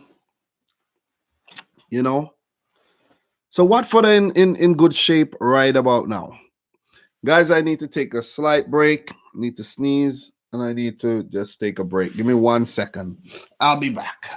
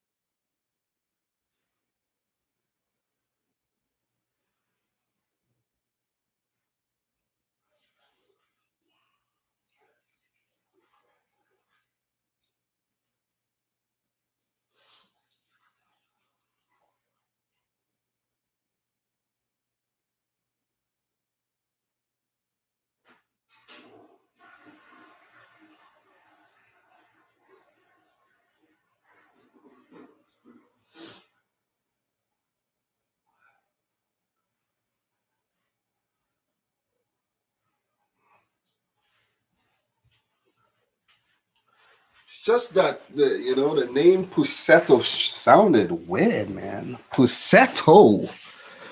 That sounded weird as hell. Pusetto. But guys, I'm back, man. You see, I leave to go take a break. You see how people really don't care about you? People don't care about you, you know. I leave to go take a break. There was 70-something people in here. I leave to go just take a break, take a leak, wash my face, blow out my nose. Bam. About 15 people just split. They just bounce. People really don't give a shit. You know, you gotta look out for yourself still. So, Carlos Alenia, Barcelona to Betis. Raul de Tomas, that was a weird one. I spoke about that one already. You know, Cenk Toussaint from Everton to Crystal Palace. I wish him all the best. Mattia Caldara, I didn't talk about that one. AC Milan to Atalanta on loan. Takumi Minamino from Red Bull Salzburg to Liverpool. Remy Auding, who looks a lot like Luca Digne.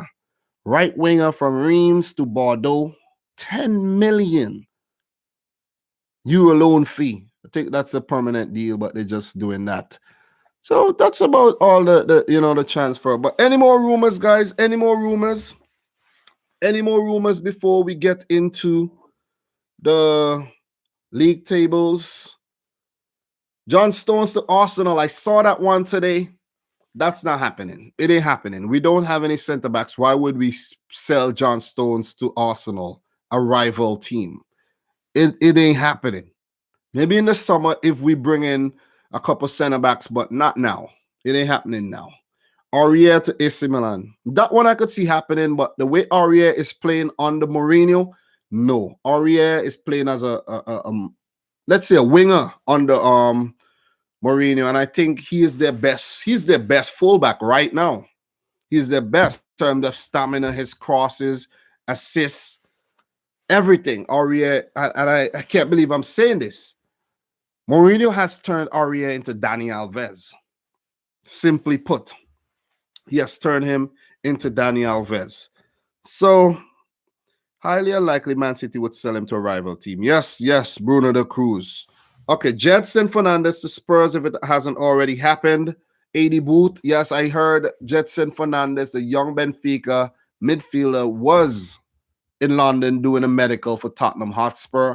It has not been announced as yet, whether it's official or not, but he was en route to Tottenham. So I don't know if he's going to make much of a difference to Tottenham, to be honest. Still not proven, still not like a big important player at Benfica, but with these Benfica players, you never know.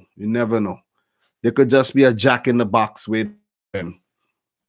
So what else we have? Ashley Young to Inter. Yes, Serbian Empire. The Ashley Young rumors are circling again. I think Ashley Young should leave Man United.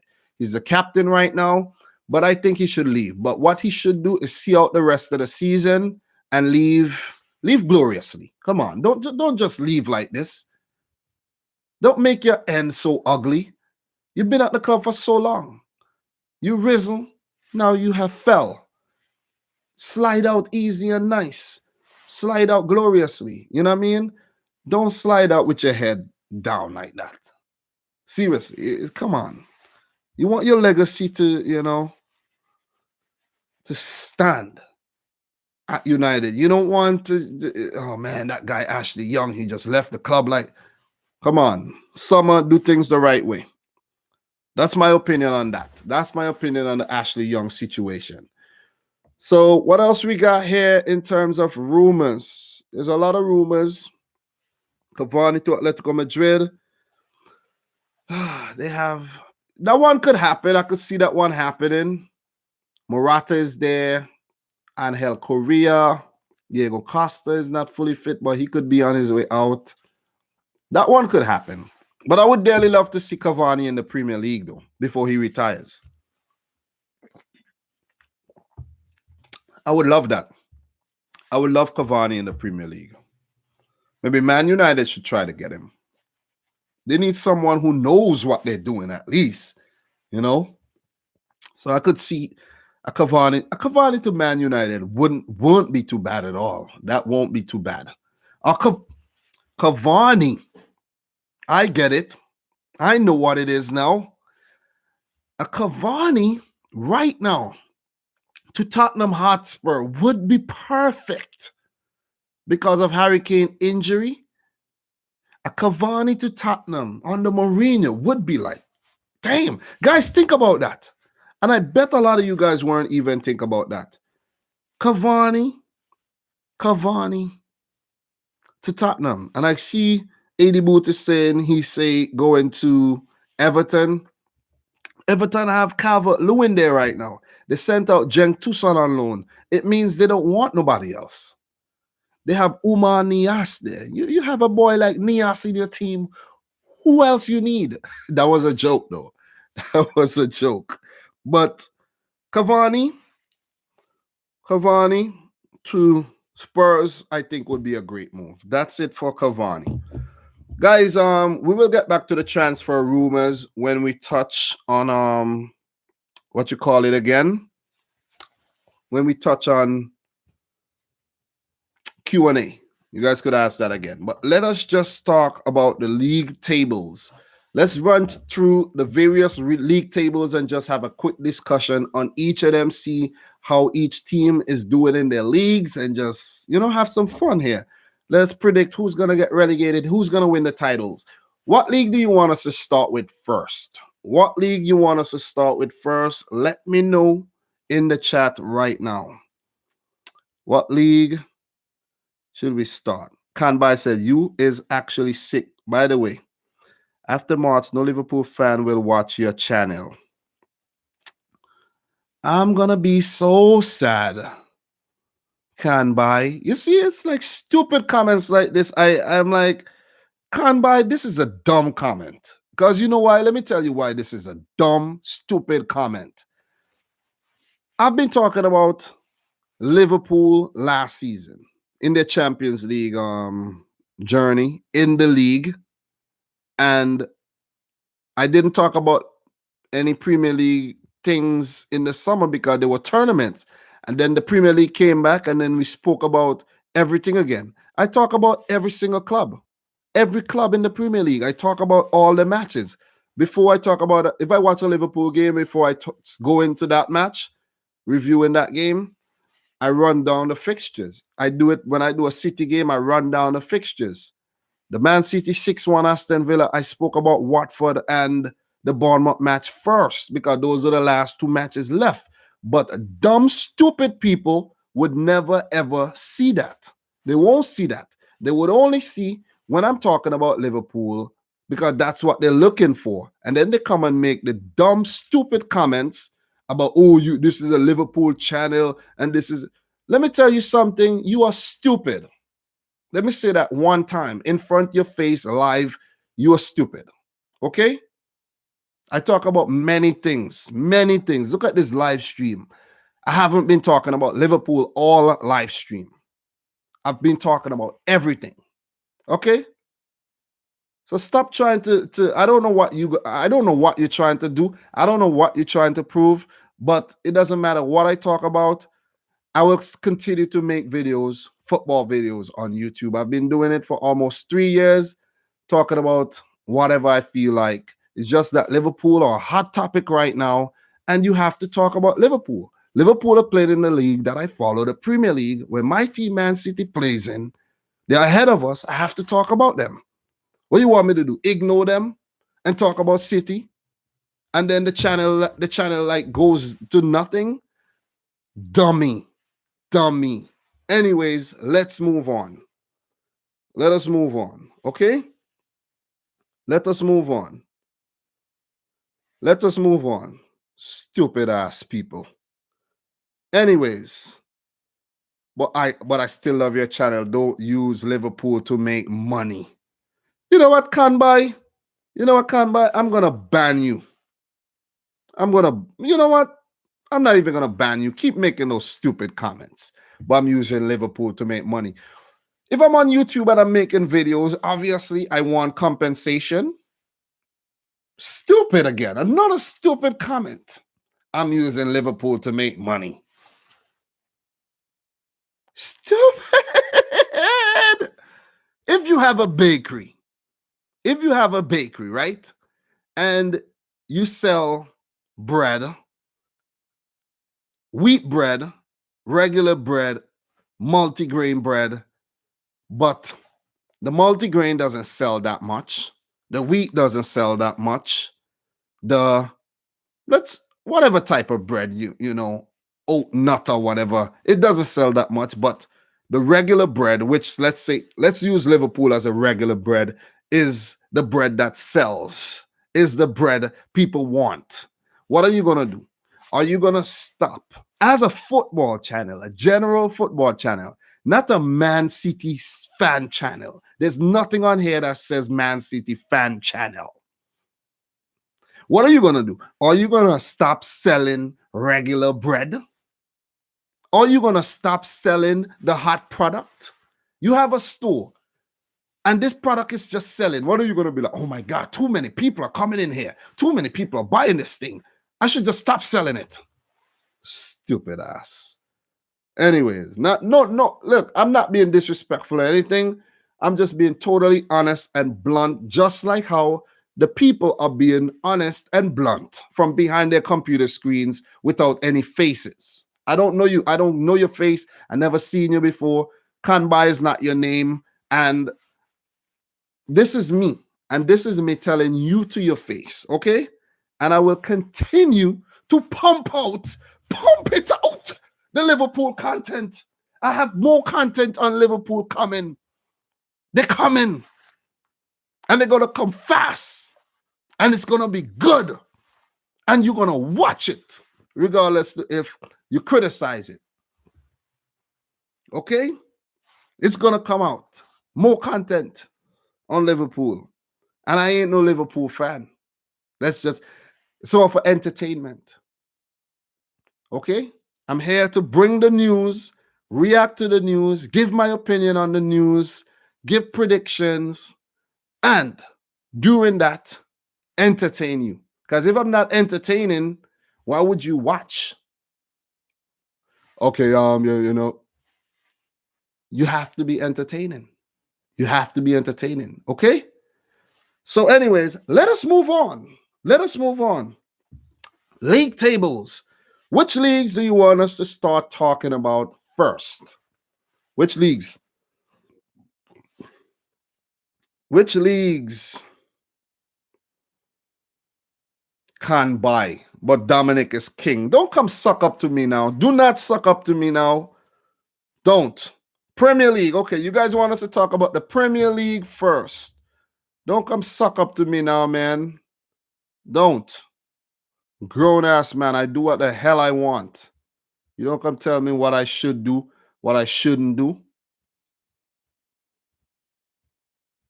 I do this for fun.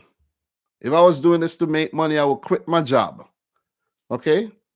I do this as a hobby. And I do this so that this is something I do, so I'm not out there doing something else illegal or looking, chasing skirts or something. That's why I do this. This is what I love. I love to watch football. I love sports in general. I follow football. I follow cricket. But I don't have a cricket channel. I have a football channel. Maybe I should start a cricket channel too. And Kanbai, you're going to come and watch because I talk about India a lot because India would bring in a lot of views, and money. Maybe not. Or Pakistan, Bangladesh, Australia, but let's talk about the Premier League, man. The table right now in the Premier League, guys. Let's talk about the Premier League. Let us start from bottom. I don't want to spend too long on each table, but let us start from bottom. Okay? So, Norwich City at the bottom right now, 14 points with a negative 23 goal difference. Guys, we could all come to a conclusion that Norwich is going to go down. Barring a miraculous turnaround, Norwich City is going to go down. That's what I have to say about Norwich. They haven't brought in the right players. They didn't do good business. And they had an okay start, but they have just fallen off. 3 wins, 5 draws, 14 losses. Terrible.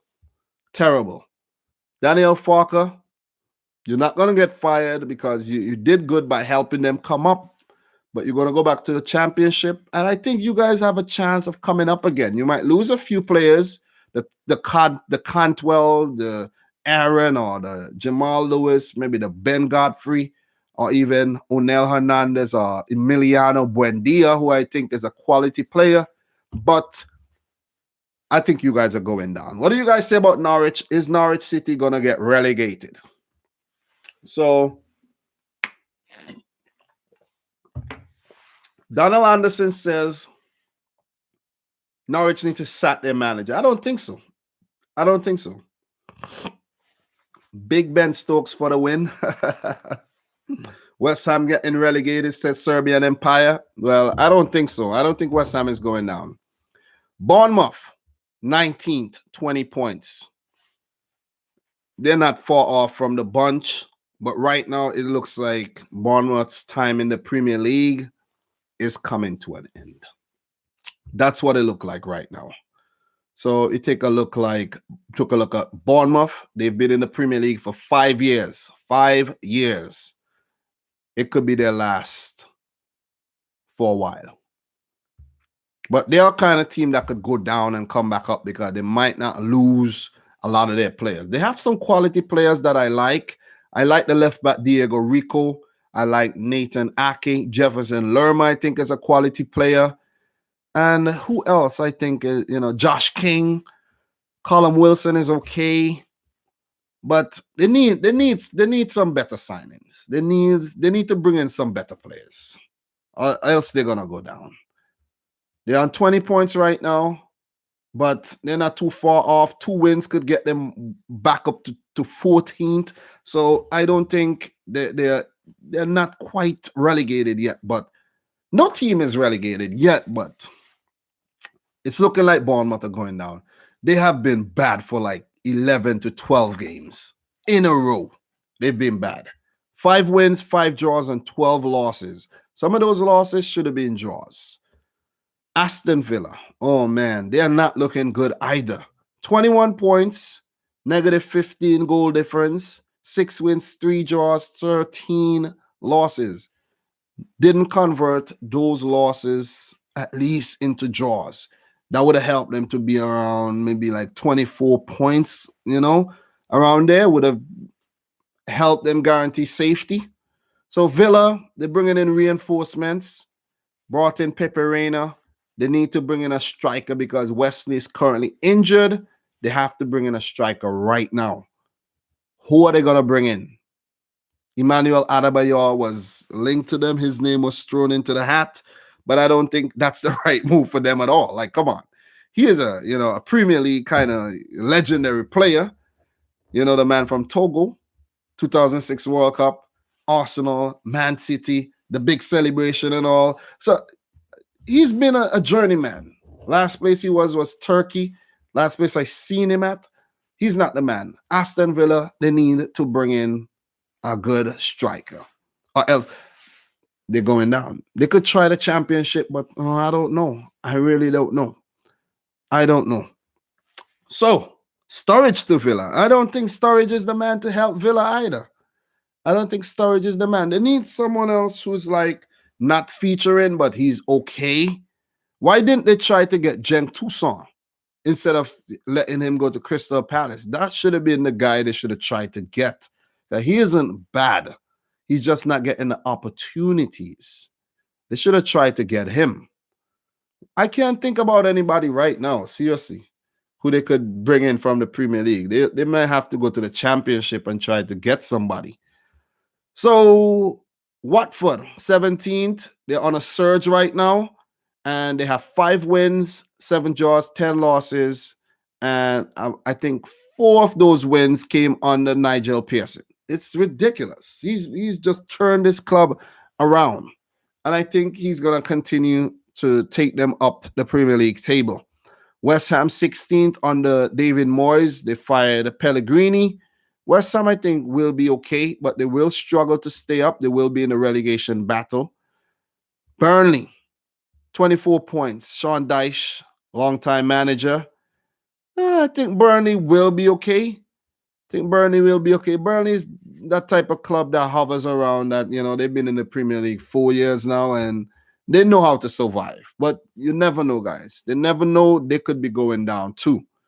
But I don't think they will. They're too gritty of a team to actually get relegated right now. Brighton, 24 points. Graham Potter doing great things there. I don't think they're going to get relegated, but you never know too. You never know. Their form could just dip and they could just nosedive towards the bottom of the table. Towards the bottom. I didn't say the bottom. I said towards the bottom because I think Norwich would remain at the bottom unless Andre Duda do something. The Slovakian. Unless he does something. Newcastle 13th, 26 points. Steve Bruce, 14 more points to safety. Not doing too bad, but they need their forwards to score. Joel Linton, Dwight Gale. That's the man named, the big man there again, who they brought in, the former Liverpool man. What's his name? Oh man, the name isn't coming. Damn, what's his name? What did Khan say again? Khan, why are you complaining then? I'm not sucking up to you that I just love your content. Okay, yeah, so if you love the content, why are you talking, man? Just let me do what I do. Just let me do whatever I want to do. If I see something works, I make more. It's that simple. It's that simple. But it's not like I stop making everything else and I only talk about, and I become a Liverpool fan and just talk about Liverpool only. I still do everything else. You know what I mean? Andy Carroll, that's the guy I was looking for. He needs to start scoring whenever he gets his opportunity. Christian Atsu. They're missing Alain Saint-Maximin, the live wire Frenchman with Haitian background. They're missing him. But I think Newcastle will be fine.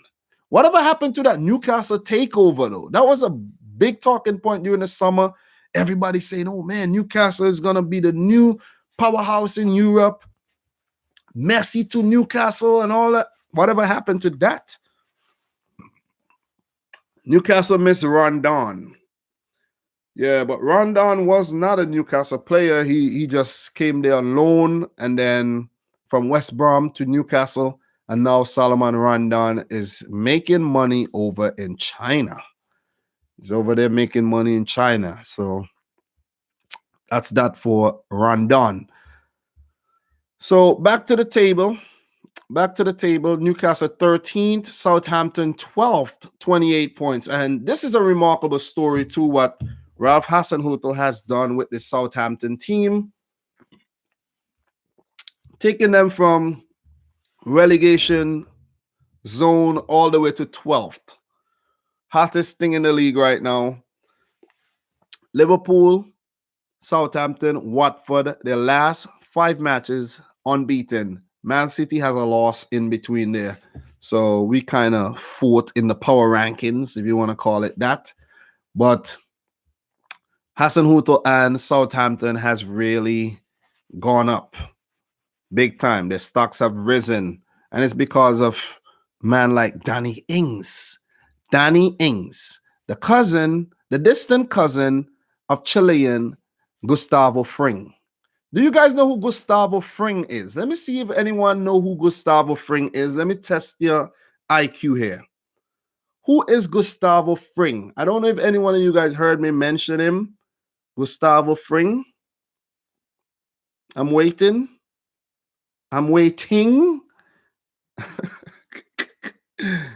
Okay, Jiga Karun says no idea. So I might say a lot of things and you guys don't even know what I'm talking about. So you guys don't know who I'm talking about when I say Gustavo Frings. Yes, Swarup Banerjee. Gustavo Fring is from Breaking Bad. You're right. Breaking Bad, Better Call Saul, and those shows. Yes, Gustavo Fring. Gustavo Fring, man. That was a sick show, man. The way he died, oh man, and just his role in there, it's legendary. It's legendary, man. It's legendary. So Fring Ing, get it? So Southampton on the rise, but still Che Adams have not scored for the entire season. 11th, Everton under Carlo Ancelotti. Everton has improved. I think Ancelotti have won 3 matches so far, and I think they're safe. They should be safe. Swarup Banerjee. Say your name, Swarup Banerjee. It's an Indian name, but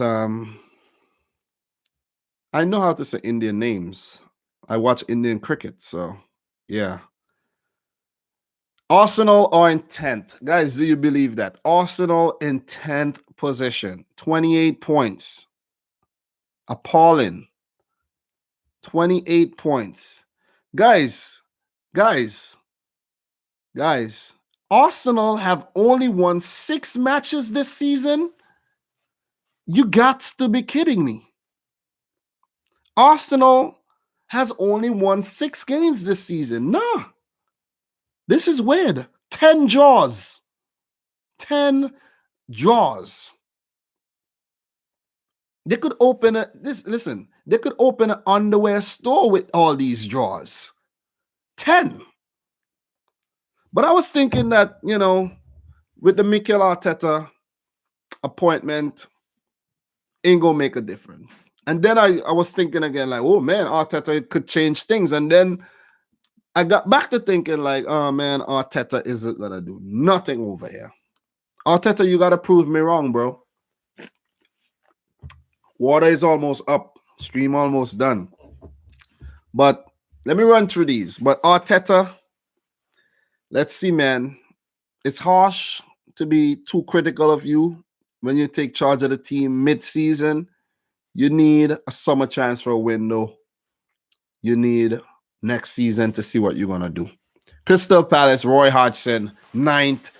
They're hovering around that nice mark, and I think they're gonna continue to do well. They might get their best tally ever in a Premier League season this season. So good stuff, man. Good stuff. Bringing in Cenk Toussaint in your team. They don't have a big squad, and they have a lot of players on the casualty list right now. But Palace, who has been in the Premier League for the last 7 years, I think they will be safe. I think they're gonna be safe.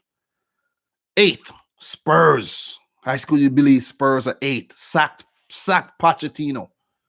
Big move. Sacked Pochettino, brought in Mourinho.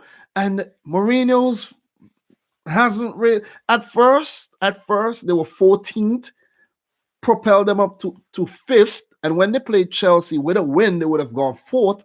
But now they currently have 30 points and Chelsea have 39 points. So you could see across the last 3 to 4 games, Spurs have been bam. Simple. Harry Kane injured, Musa Sissoko injured, Tanguy Ndombele injured. They're looking for a striker linked to Musa Dembele of Lyon, linked to the man Alfredo Morelos of Scottish club Rangers. They linked to Fernando Llorente coming back to the club. But I think they should get Edinson Cavani and call it a day. Just go all out for Cavani because he can't get a game. Well, maybe he's getting a game, but the last time I checked, Icardi has been the man. Mbappe, Neymar, Angel Di Maria. How are you going? There's no room for Cavani over there. So I suggest Spurs try to get Cavani. It's going to be interesting to see who they get to replace Kane for the rest of the season. Let's see. Let us see. Wolves, man. Ooh. Oh. Is that how a wolf howls? That was a bad impression of a wolf, right? But Wolves, 31 points. Nuno Espirito Santo, the man from Sao Tome, has been doing big things over there. Wolves, 7 wins, 10 draws, 5 losses this season. Not too dissimilar to the Arsenal record, but still, Wolves have been doing well. They're managing, playing in the Europa League and the Premier League, and they're doing it well, spanking Man City, spanking us twice, right? Wolves beat us twice this season. So out of these 7 wins, 2 of these wins came against Manchester City. Interesting. Yeah. Wolves have only beaten City, Norwich, West Ham, Bournemouth, Villa, and Watford. You got to be kidding me. You see how we're playing games. We should have never lost any of these matches against Wolves. That would have been 6 points. We should have never lost. Definitely not lost the game against Norwich. That would have been 9 points. Never lost to Man United. 12. We should have never dropped points against Newcastle. 14. And that's where the 14 points gap between ourselves and Liverpool, it should have been maybe 3 points. The loss against Liverpool and maybe the draw against Tottenham was kind of, but we should have never been 14 points behind Liverpool. It shouldn't have been. It shouldn't have been the case. Shouldn't have been the case at all. And I say that passionately. Sheffield United currently in 6th, 32 points, man. Shout outs to Sheffield. Chris Wilder and Sheffield has been doing an amazing job. This team doesn't even have the big stars, but they have unity, they have cohesiveness, they have belief, and with that comes strength.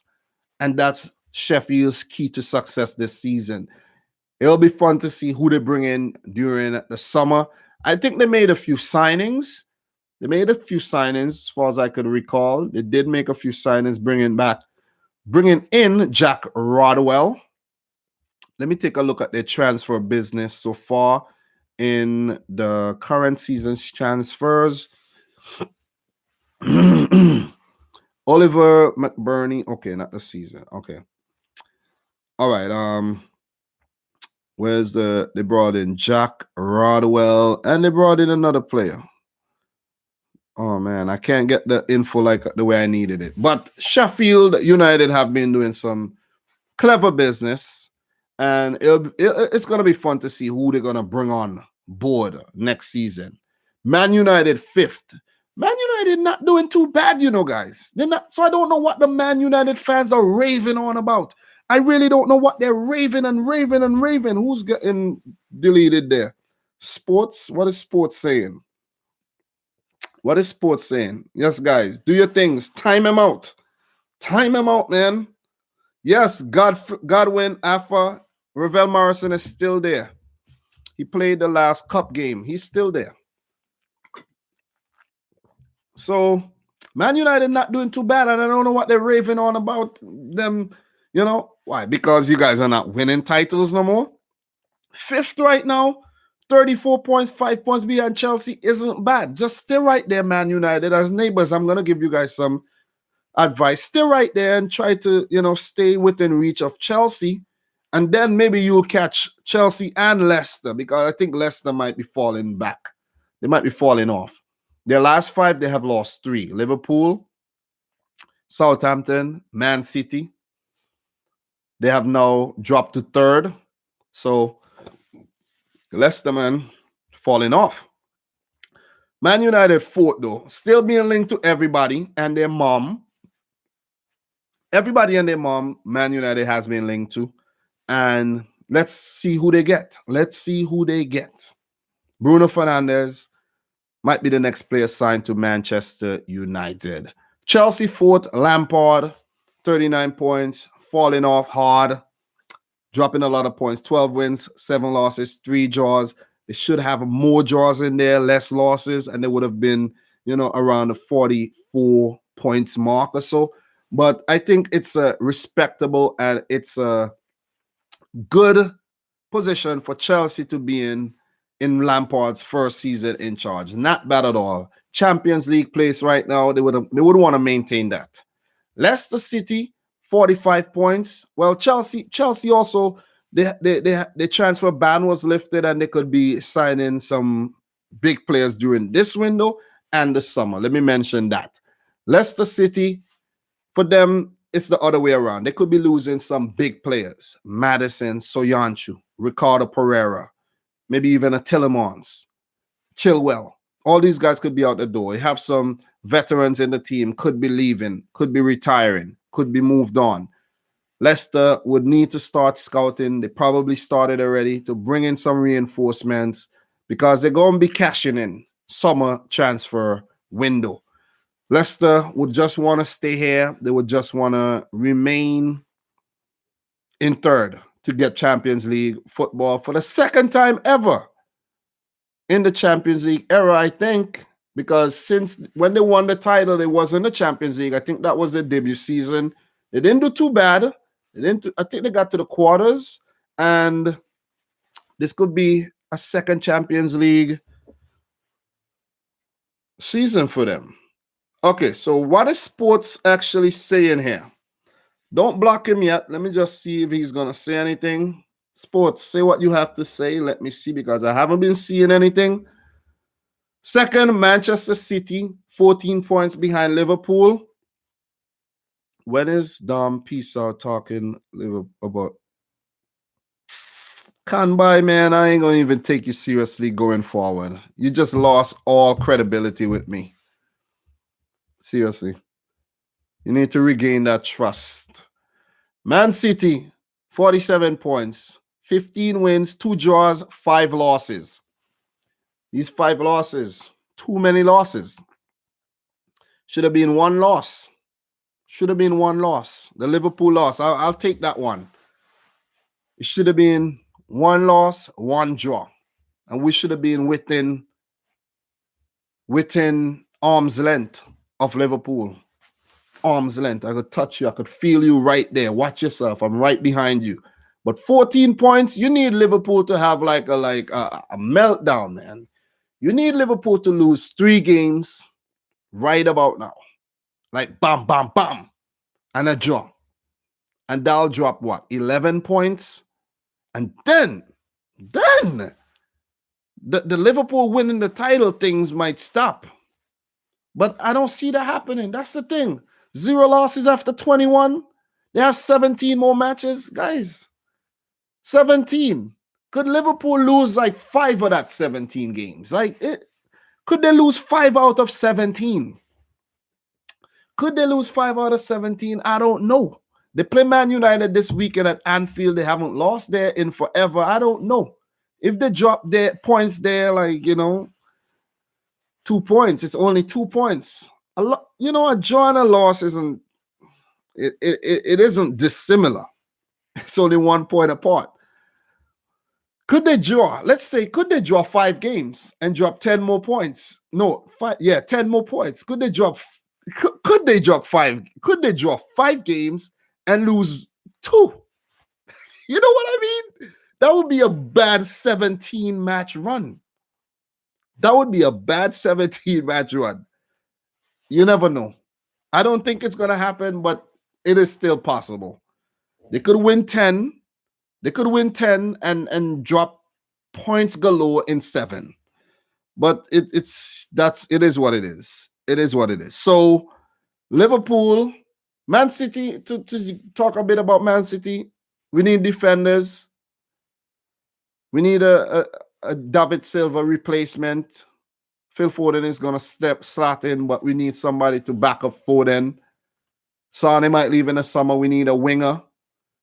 Otamendi, he might leave in the... We need like 3 center backs. We need to go in on the center backs, and we need a left back. We need a left back, man. City's going to be spending a lot. Let me warn you guys who like to talk about oil money. We're going to be spending a lot. We're going to be doing a purge.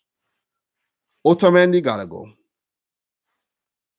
Mendy, if he don't play his cards right, he's gone too. Serious. 3 years or 3 seasons and you only play 40 matches, you could be out the door. Sane, he wants to go to Bayern Munich. Aguero, he's going to stay, but, his career is winding down. David Silva is leaving. We need some big signings. We're going to be spending that money, that oil money, as you guys say. I don't know why people say oil money like they don't use oil. Like you're talking about oil money, but you're contributing to that oil money, right? If you're making it such a broad thing and say oil money, don't you use oil? So maybe you, and if you despise what City does, maybe you should stop using oil so that the money would dry up and they would have to try other means. You get it? Because if you're using oil, you talk about oil money, stop using oil, man. Stop using oil. But Liverpool number 1 in the Premier League. Guys, I don't think I could actually talk about the other leagues the way I talk about the Premier League. But they're currently number 1, 61 points, unbeaten. They're on course to get 100 points, on course to go unbeaten. Best defense in the league. Not the best attack, though. We have the best attack. Thank you very much. Thank you. We have the best attack. And Liverpool, they have been picking up the results. They have been results juggernauts this season. They haven't been playing great in every game, but they managed to squeeze out the results. So you could say they've been great because they still managed to get results while not being at their best. They're on course to win their first title in 30 years. I won't be mad if they win the title. They would deserve it if they win the title. Is it over? Yes and no. Yes and no. Yes, it's over if Liverpool continues playing the way they are. No, if Liverpool shoots themselves in both feet. And that's it. That's it for the Premier League.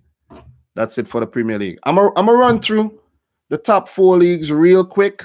La Liga. Check out La Liga. And talk a bit about La Liga real quick. Nothing too serious. Just look at the table. And then I have to end the stream. It's been too long. And I have to end the stream. But I'm glad I didn't even check the news and stuff. But that's the thing about live streams. You get carried away. You get carried away with the you get carried away. But the table, let's check the table in La Liga right now. Barcelona, top. I'm going to start from top here. 40 points, Sap Valverde. Let's see how it works out. Real Madrid, Supercopa de España champs, 40 points, second on goal difference. Atletico Madrid, third, 35 points. Sevilla, fourth, 35 points. Real Sociedad, fifth, 31 points. Valencia, sixth, 31 points. Getafe, seventh. They actually just lost in the Copa del Rey to a third tier team. See, I know my stuff, guys. I do research. 30 points. And then outside the European places, there's Athletic Bilbao, 29 points. Villarreal, 28. Shout outs to the man Santi Cazorla. I'm trying to speak, Spanish. Cazorla. Granada, they were recently promoted. They are in 10th, 27th, 27 points. Good. Levante, 26 points. Osasuna, 24 points. I think Osasuna got promoted too. Yes, they were just promoted. They're not doing too bad. Real Betis, 13th. Real Valladolid, 14th. 21 points. Alaves, 20 points. Eibar in 16th, 19 points. Celta de Vigo. And guys, by the way, I know all these Spanish clubs. Every single one of them, I know these teams. This is not the first time I'm seeing them. I know these Spanish teams, even the smaller ones. Mallorca just got promoted. At least one promoted team from last season has to be in the relegation zone. They are 15 points, but they're not relegated yet. CD Leganes, 14 points. And Espanyol at the bottom, 11 points. So Espanyol is doing worse than Norwich City. Maybe Pochettino needs to go back to Espanyol, huh? Maybe he's the only one that can save him. But guys, that's it for La Liga. Who do you think is going to win the La Liga title this season? Is it Barcelona, Real Madrid, or Atletico Madrid, or even Sevilla? Julian Lopetegui not doing a bad job there, you know what I mean? The former Real Madrid boss. Guys, you forgot Julian Lopetegui was Real Madrid's manager after the World Cup. Actually, before the World Cup, he got sacked by Spain, took over Real Madrid, got sacked, and then he went to Sevilla. Okay, Omar M, what's up, man? Long time no see, bro. Long time no see. He says Barcelona. Josh Byrne, what's up, man? Josh Byrne up in the house, man. He says Barcelona is going to win it. Shout outs to Josh Byrne again, guys. Last time I did the premiere, first time I did the premiere, Josh Byrne dropped a $20 super chat. Thank you very much, man. I appreciate it. These are the things I never forget. I never forget who dropped the super chats, That means you care about the channel and its development and its survival. Some people think the channel is dead, Keep thinking. Keep thinking. As long as I have a life, the channel will live on. The one-man army. Okay, so you guys think, okay, what else do you guys think? Barcelona. Okay, Donald Anderson, man. What's up, Donald Anderson? Donald, let me talk to you. Don't be like the others. Be wise. Be wise. Don't make these silly comments about the Liverpool thing, the Liverpool videos. If I drop a video on Liverpool and you don't want to watch it, or whoever, don't watch it. It's like Netflix. You subscribe to Netflix. You're paying your money every month to Netflix. But Netflix drops a whole lot of things that you don't watch. Foreign language, all kind of language, all different kind of thing, genres.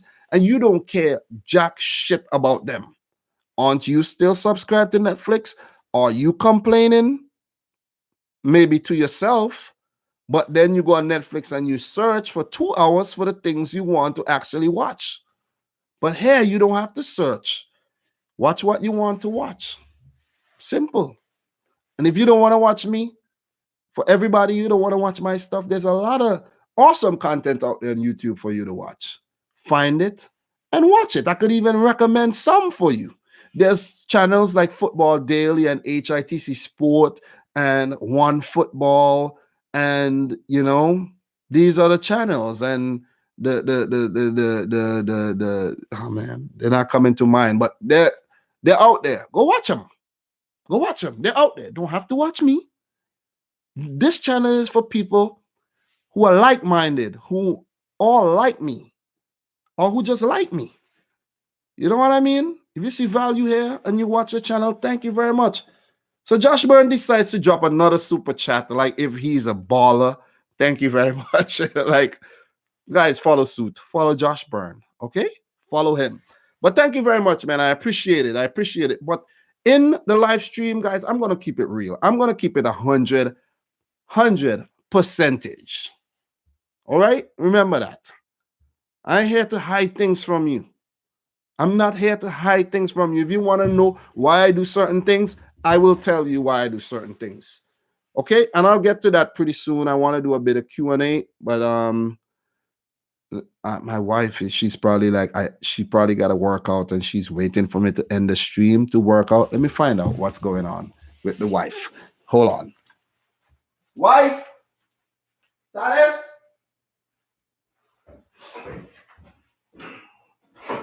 You ready to work out?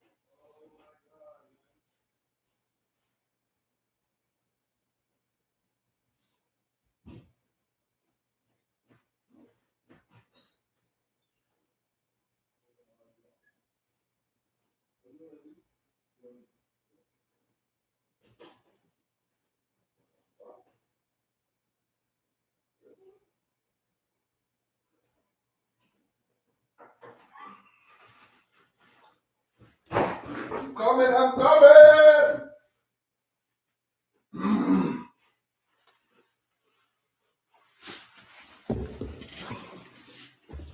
All right, I'm back.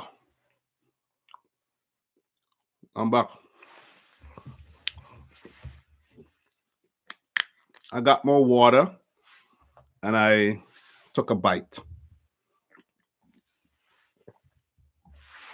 Okay. So you see again, I left to find out from my wife if she's ready to do her workout routine, that kind of wifey stuff. Put on the workout video on the TV and, that kind of stuff. You know what I mean? She doing them kind of things there, She says she's not ready. She's still in the bed. I leave and it's clearing house again. 59 people still in here, but I thank you very much for holding on and, allowing me to take a break. I have to take a break. I'm not a robot. And I got more water, as I just said. So let's continue to talk about these league tables. I feel more energized though. I ate a cookie and it's like, woo, chocolate power. Damn. I felt like I like you play Mario and you get the mushroom and the big up. That's how I feel. That's how I feel, man. But anyways, I actually think, you know what? Matter of fact, not what I think. You know what I want to happen? I know, I'm not hating on Barcelona or nothing. I want Real Madrid to win. Or Atleti. I want one of them to win so that Barcelona could see the bullshit they're doing.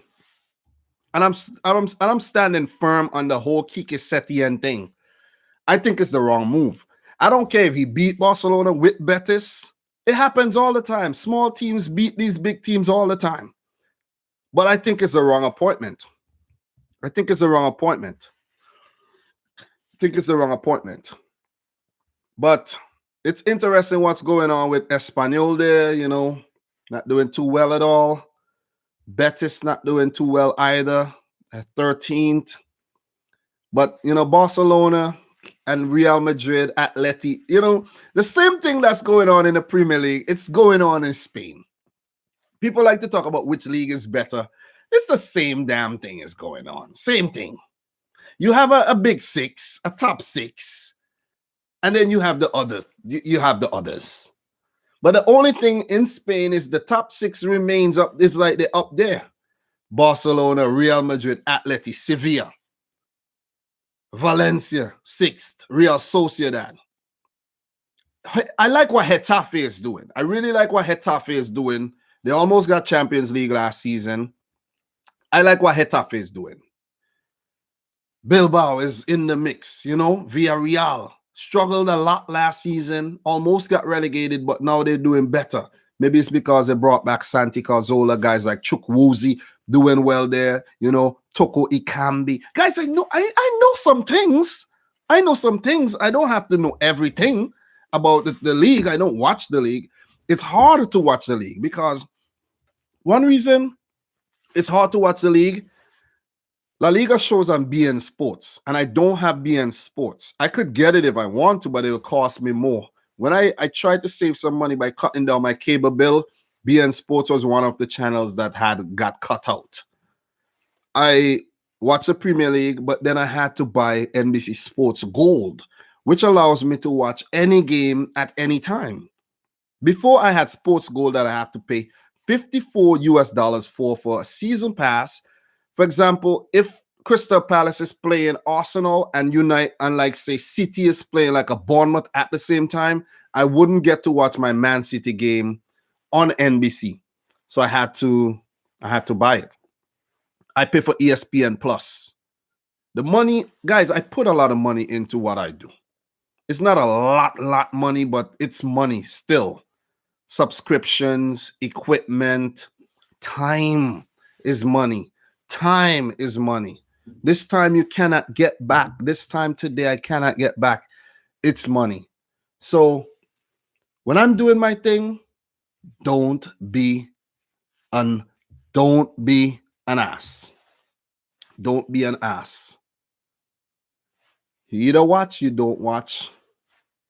Don't be an ass. Respect what people do because you don't know how they're doing it. You don't know why they're doing it. And have some damn respect, man. Anyways, let's move on from La Liga. But I want Real Madrid to win so that the whole Setien thing could blow up in their face so I could rub it in all the Barcelona fans' face that went on the video and tell me I don't know what I'm talking about. I want to rub it in their faces. You know what I'm saying? Like smear it.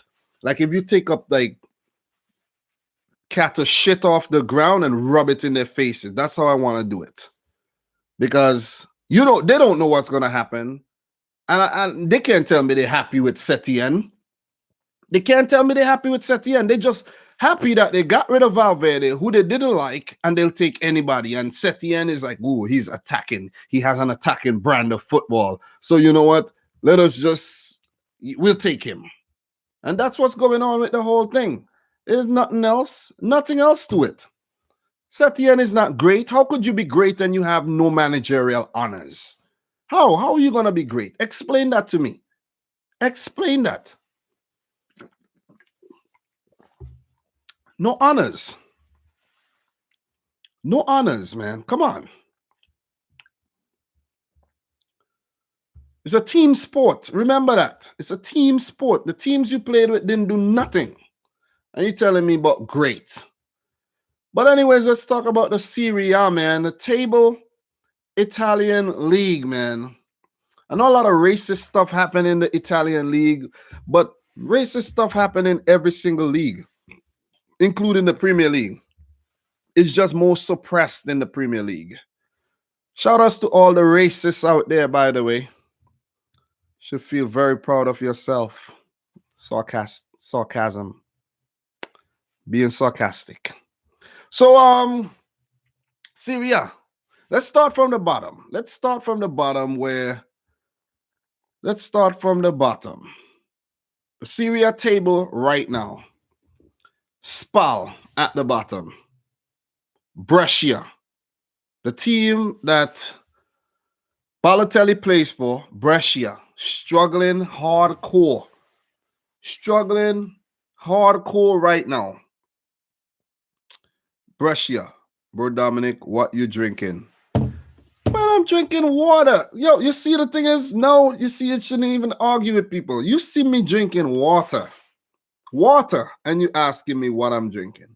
Aquafina. And you still asking me what I'm drinking. This year, I shouldn't pay no mind to people.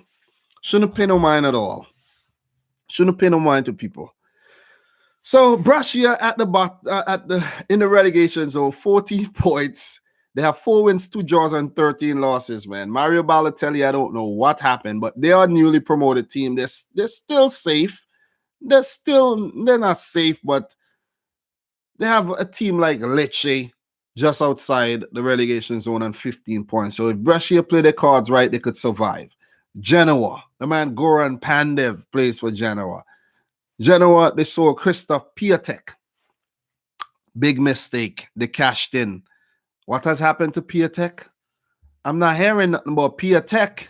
Piatek has been linked with a move to Tottenham and United too. He's been linked with a move to the Premier League too. So Sunil Kumar, man, what's up? So let's see how that one works out. But Piatek has fallen off. He has fallen off. Sampdoria, 19 points, 16th place. Sassuolo, 15th. Fiorentina, 14th. They're struggling. They're doing some business. Manager Giuseppe Iacchini. Like all these guys, I don't know these guys. And maybe you might know the guys from their playing days, but I don't know this guy. I don't. Bologna, and I think their manager, Sinisa Mihailovic, I think is that the manager who like he had cancer or something? Or he has cancer and he's like taking treatment? Is he the guy? Is he that guy, guys? That didn't come out too well, but Mihailovic, is he that man? Doing some, that's inspirational stuff there, man. Inspirational. Mihail, I'm not sure, but it's one of them. One of them. I don't know if you guys know about that. A lot of people that support Barcelona is happy with the appointment of Setien. I can tell you here because the Spanish media. And yeah, Oliver, that's what I just said. They're happy with the appointment of Setien because of his reputation in Spain and his reputation, while he was at Betis and what he did. But the man hasn't won anything. And he has no reputation outside of Spain. Even yesterday, guys, when I was watching the Football Terrace live stream, Terry, I don't know him, but I know his name. Terry, I never had contact with him, never spoke. Terry didn't even know who Kike Setien is. He couldn't even say his name.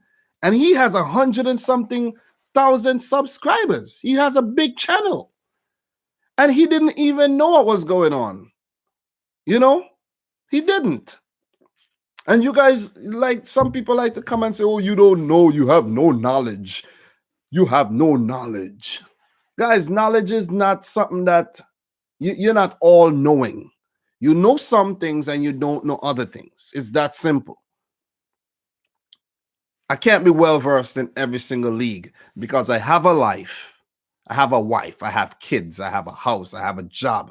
I have things to take care of. Responsibilities up my ass. I can't take all my time watching La Liga, Bundesliga, Portuguese League, Italian League, the Championship. I just watch the Premier League, MLS.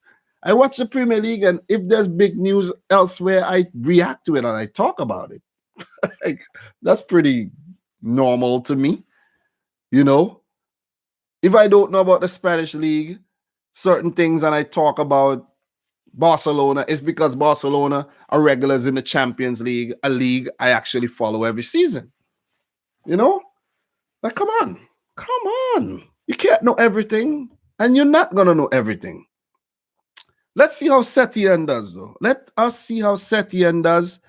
And let us go back to the thing. I got a little sidetrack there. Let's just go back to the league table, the Syria league table, real quick, and let's run down who's gonna win Syria title. I would like to for Inter to win it, but I don't know, man. So Bologna, Udinese is in 12th. Napoli is in 11th place with 24 points. AC Milan is above Napoli, 10th, 25 points. Guys, Hellas Verona, they got promoted. They're one of the teams promoted this, from the Serie B last season. They are 9th, 25 points. So shout outs to Hellas Verona, man. They're doing a Sheffield United right now over in Italy. Torino, 8th. Shout out to the man, Andrea Bellotti over there. They are in 20. They have 27 points. Torino, Juventus's rivals, the Turin rivals. Parma in 7th. Dejan Kulusevski. Shout out to the man Dejan Kulusevski over there. Big move, 35 million euro move to Juventus. I thought I only knew about the Premier League, though. You know what I mean? At Parma. Shout outs to the former Arsenal man with the sickest hairstyle in football, Jovino, who plays for Parma. The man who plays for Cote d'Ivoire as well. Gervinho. Not Brazilian, but his name is Gervinho. Cagliari in 6th, man. Shout outs to the man Raja Niangolan moving from Roma to AC Milan. I think it was AC Milan he moved to. AC Milan, yeah, I think it's Roma, AC Milan, and now back to his old club, Cagliari, and they're doing big things. They're 6th. They're in a Europa League spot. Roma 5th, 35 points. So Roma is just outside the Champions League place. Atalanta 4th, man. Atalanta. And just to stay on Roma a bit, shout outs to the man Chris Smalling deserting Man United and going to Roma and doing big things. I don't think he will be going back to Man United, but you never know. Never know. Maybe Arsenal should have got Chris Smalling. That's a move that should have been made. But Atalanta, man, they are hot. In the Champions League, guys, the Champions League predictions, I predicted Atalanta to come 2nd in the group that had Man City, Dinamo, and Shakhtar. And for the final matches, Atalanta was at the bottom, and I still stuck to the prediction. And I said, listen, this is what's going to happen.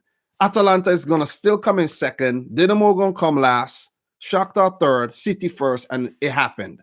But I don't hear people saying nothing about these things. People don't talk about these things when you talk sense and you highlight these things.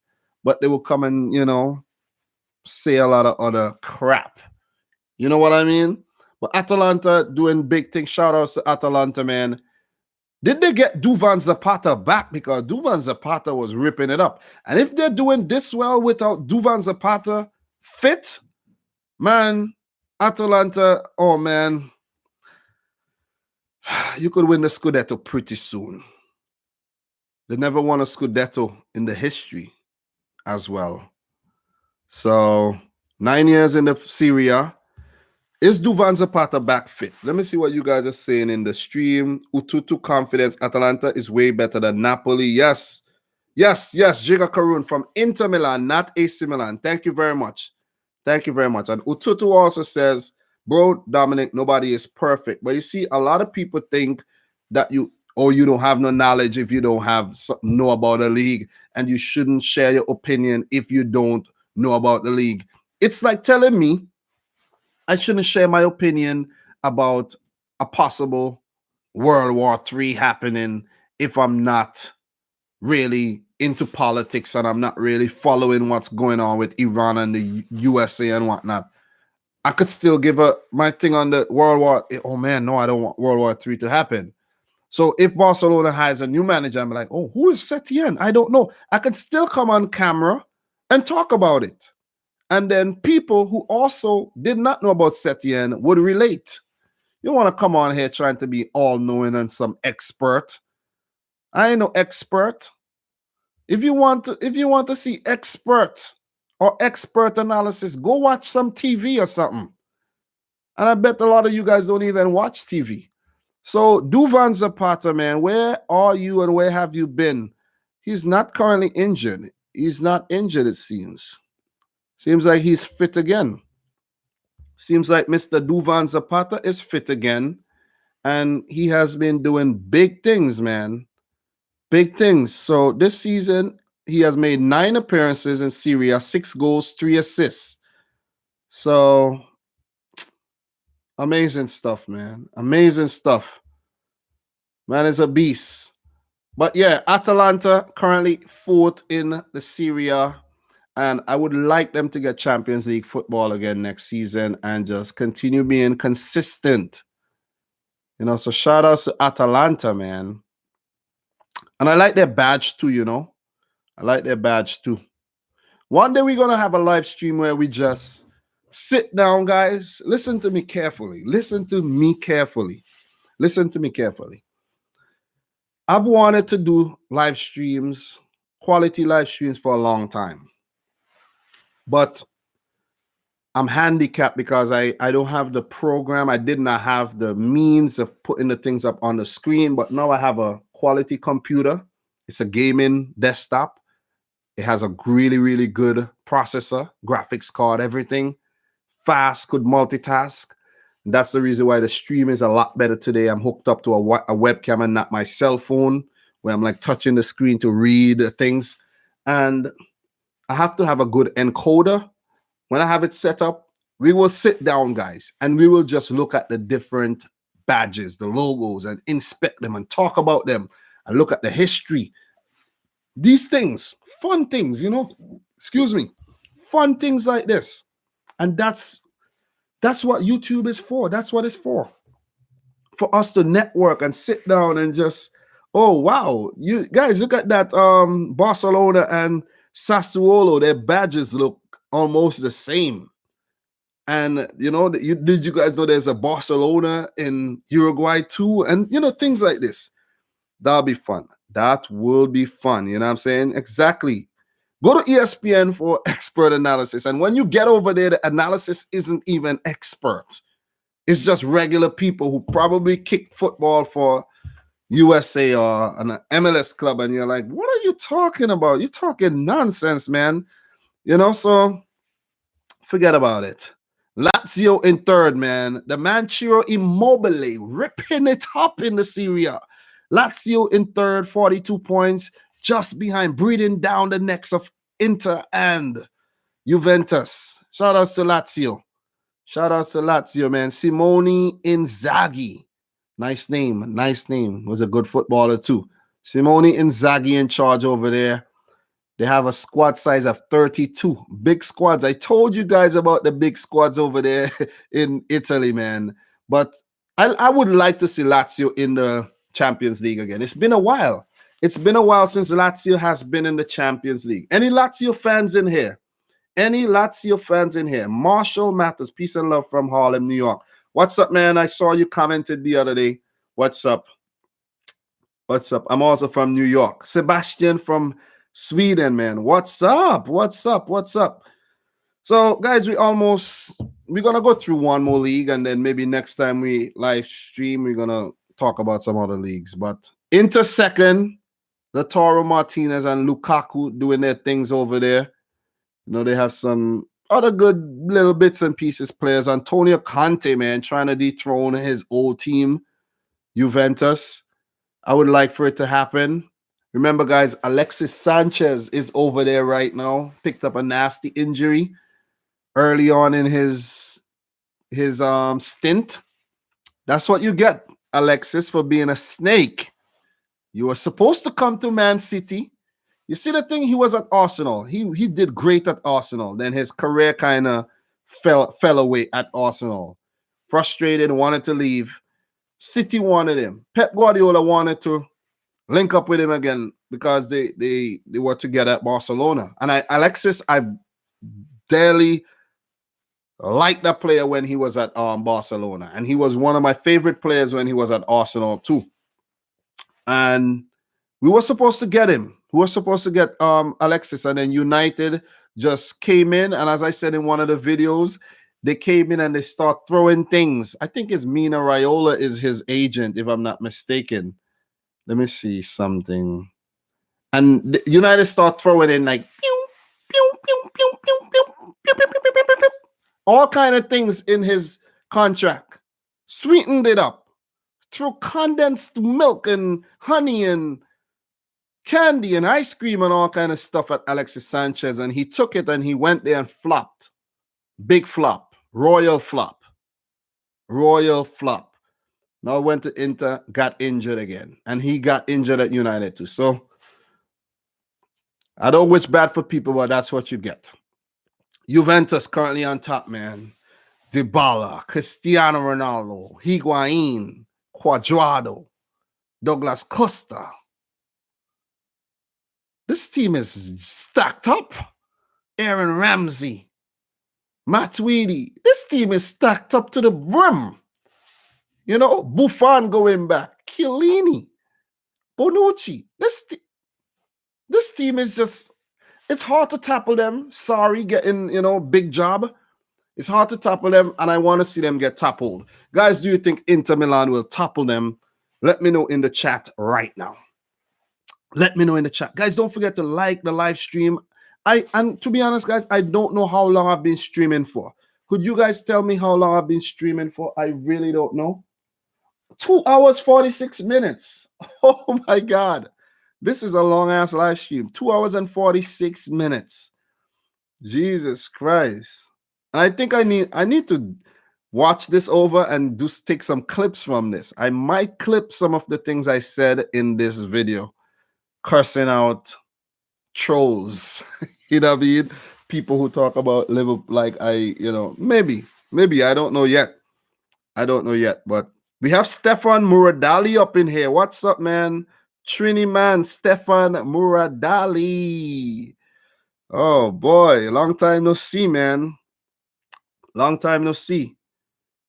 Okay, Gano Manso, big up, my bro. I'm one of your fan living in Germany. What's up, man? I appreciate it. My aim on YouTube was to connect with people of similar likeness and mind state from all over the world, and it's happening. It's happening.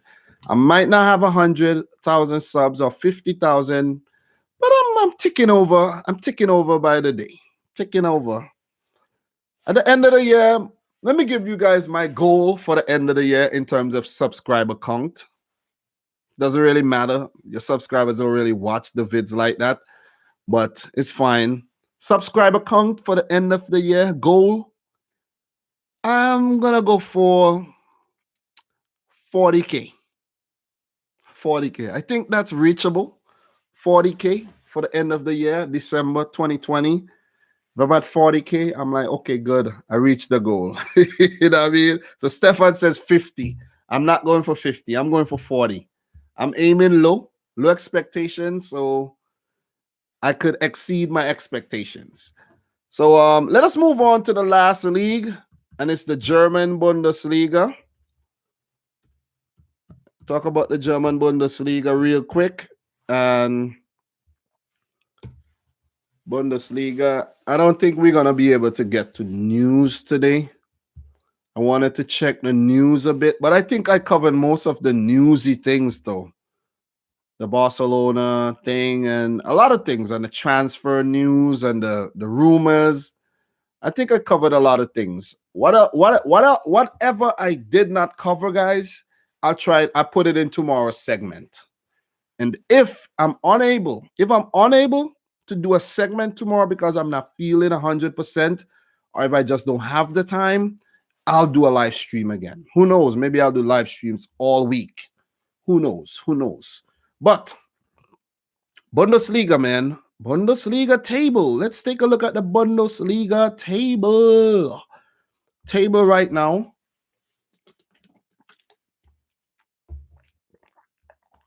Okay, start from the bottom. 18 teams in the league.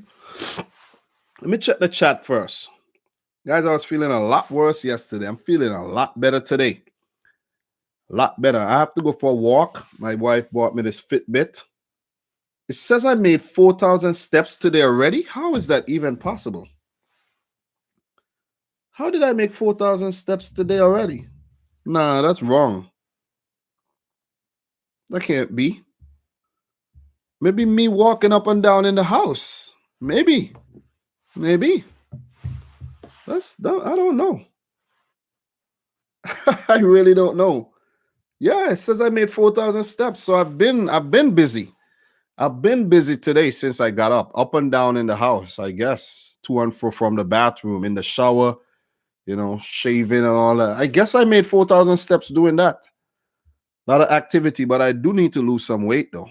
I do need to get down to 180 pounds. That's also a goal for 2020, guys. I don't have a lot of goals, but one of my goals is to get down to 180 pounds. So if you see me slacking off, say, hey, Dominic, how much do you weigh now? Right now, guys, I weigh about 210. That's heavy, man. That's heavy.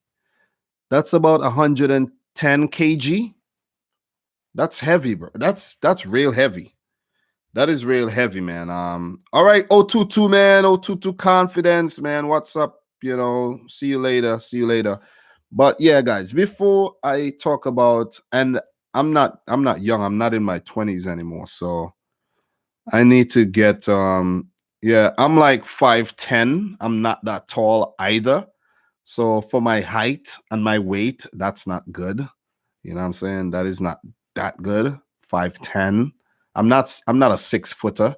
I'm 5'10 and in my 30s. And I remember, oh man, I remember when I was 21.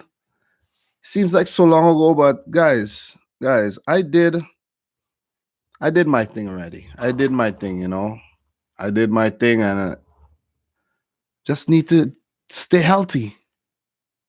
Stay healthy, and I'm becoming more aware of these things. So I need to, when I'm done this, I'm gonna go for a long walk so I could hit my goal today and get some exercise in. Werder Bremen at the bottom. No, that's a home table. Paderborn at the bottom, 12 points. So Norwich is doing better than Paderborn. Paderborn promoted. And as I said, there's always a promoted team in the relegation zone. Werder Bremen. This is a surprise here, though. They have 14 points. I think they did well last season. They did okay. They're 14 points. Werder Bremen. Let me see how Werder Bremen did last season. Werder Bremen. Last season. And guys, this is what live streams are all about. Just taking your time and just looking back at things. And, Werder Bremen came in 8th last season. See, I told you that. 8th. Their manager last season was Florian Kofeld. I don't know that. I never heard about that guy. Let's see. Is he the same manager? Werder Bremen, they sack their managers a lot over there in Germany too. They don't play. Werder Bremen. Yeah, I think maybe it's just the same info it give me, but Werder Bremen, man, they're in the relegation zone right now, 14 points. Fortuna Düsseldorf. They're currently 15th. They got promoted last season. And, okay. So thank you very much, Donovan. He said, yes, the same coach. So, walk to work. Yeah, 80 booth. I actually, when I drive to work in the morning, I park my car, and the last 2 days, I walked. The day I missed the bus, I walked. And the other day when it was raining, I did walk. So that's 2 days I've walked to work. So I'm going to try to walk and walk back to the car in the evening after work. But sometimes it's hard after work because someone always wants to give you a ride. And I'm like, nah, let me just take the ride. Lazy there. But Fortuna Düsseldorf, man, they're struggling. And the reason why they're struggling, they sold that really good striker, Luca Bacchio, to, if I could recall, to Mainz. I think they sold him to Mainz.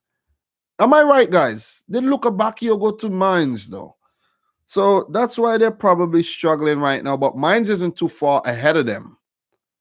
Let me make sure it's Mainz I'm talking about. It's Mainz that Luca Bacchio went to, because he's not bad either. He's not a bad striker either.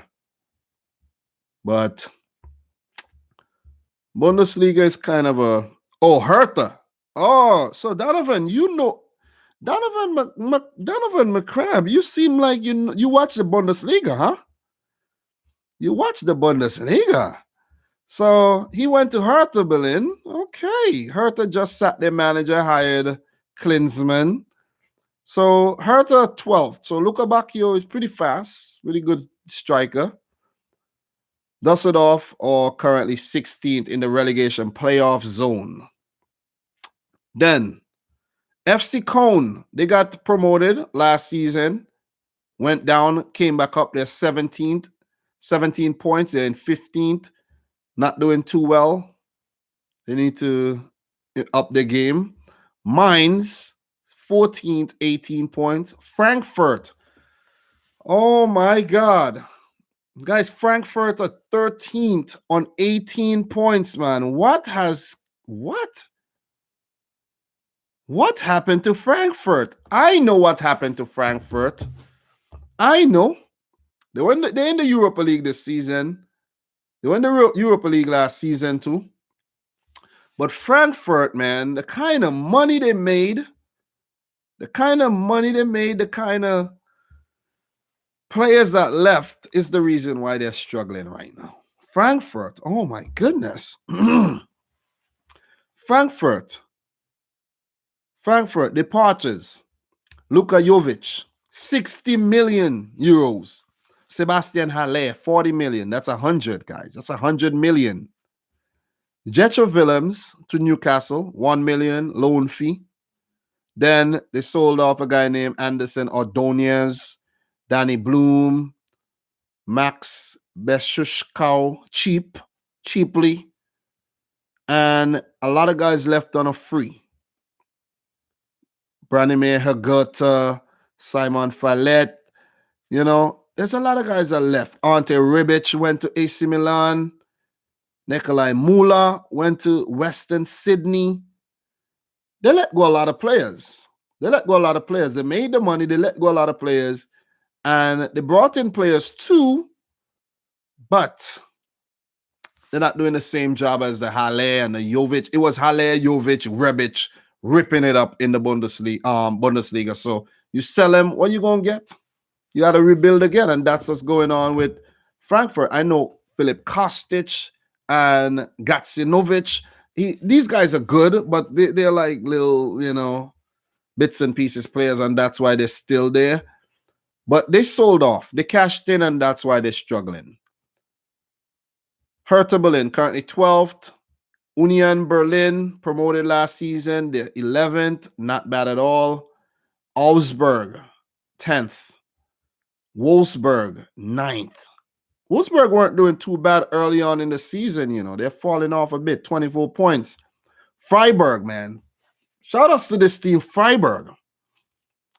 I can't even name a Freiburg player right now, to be honest.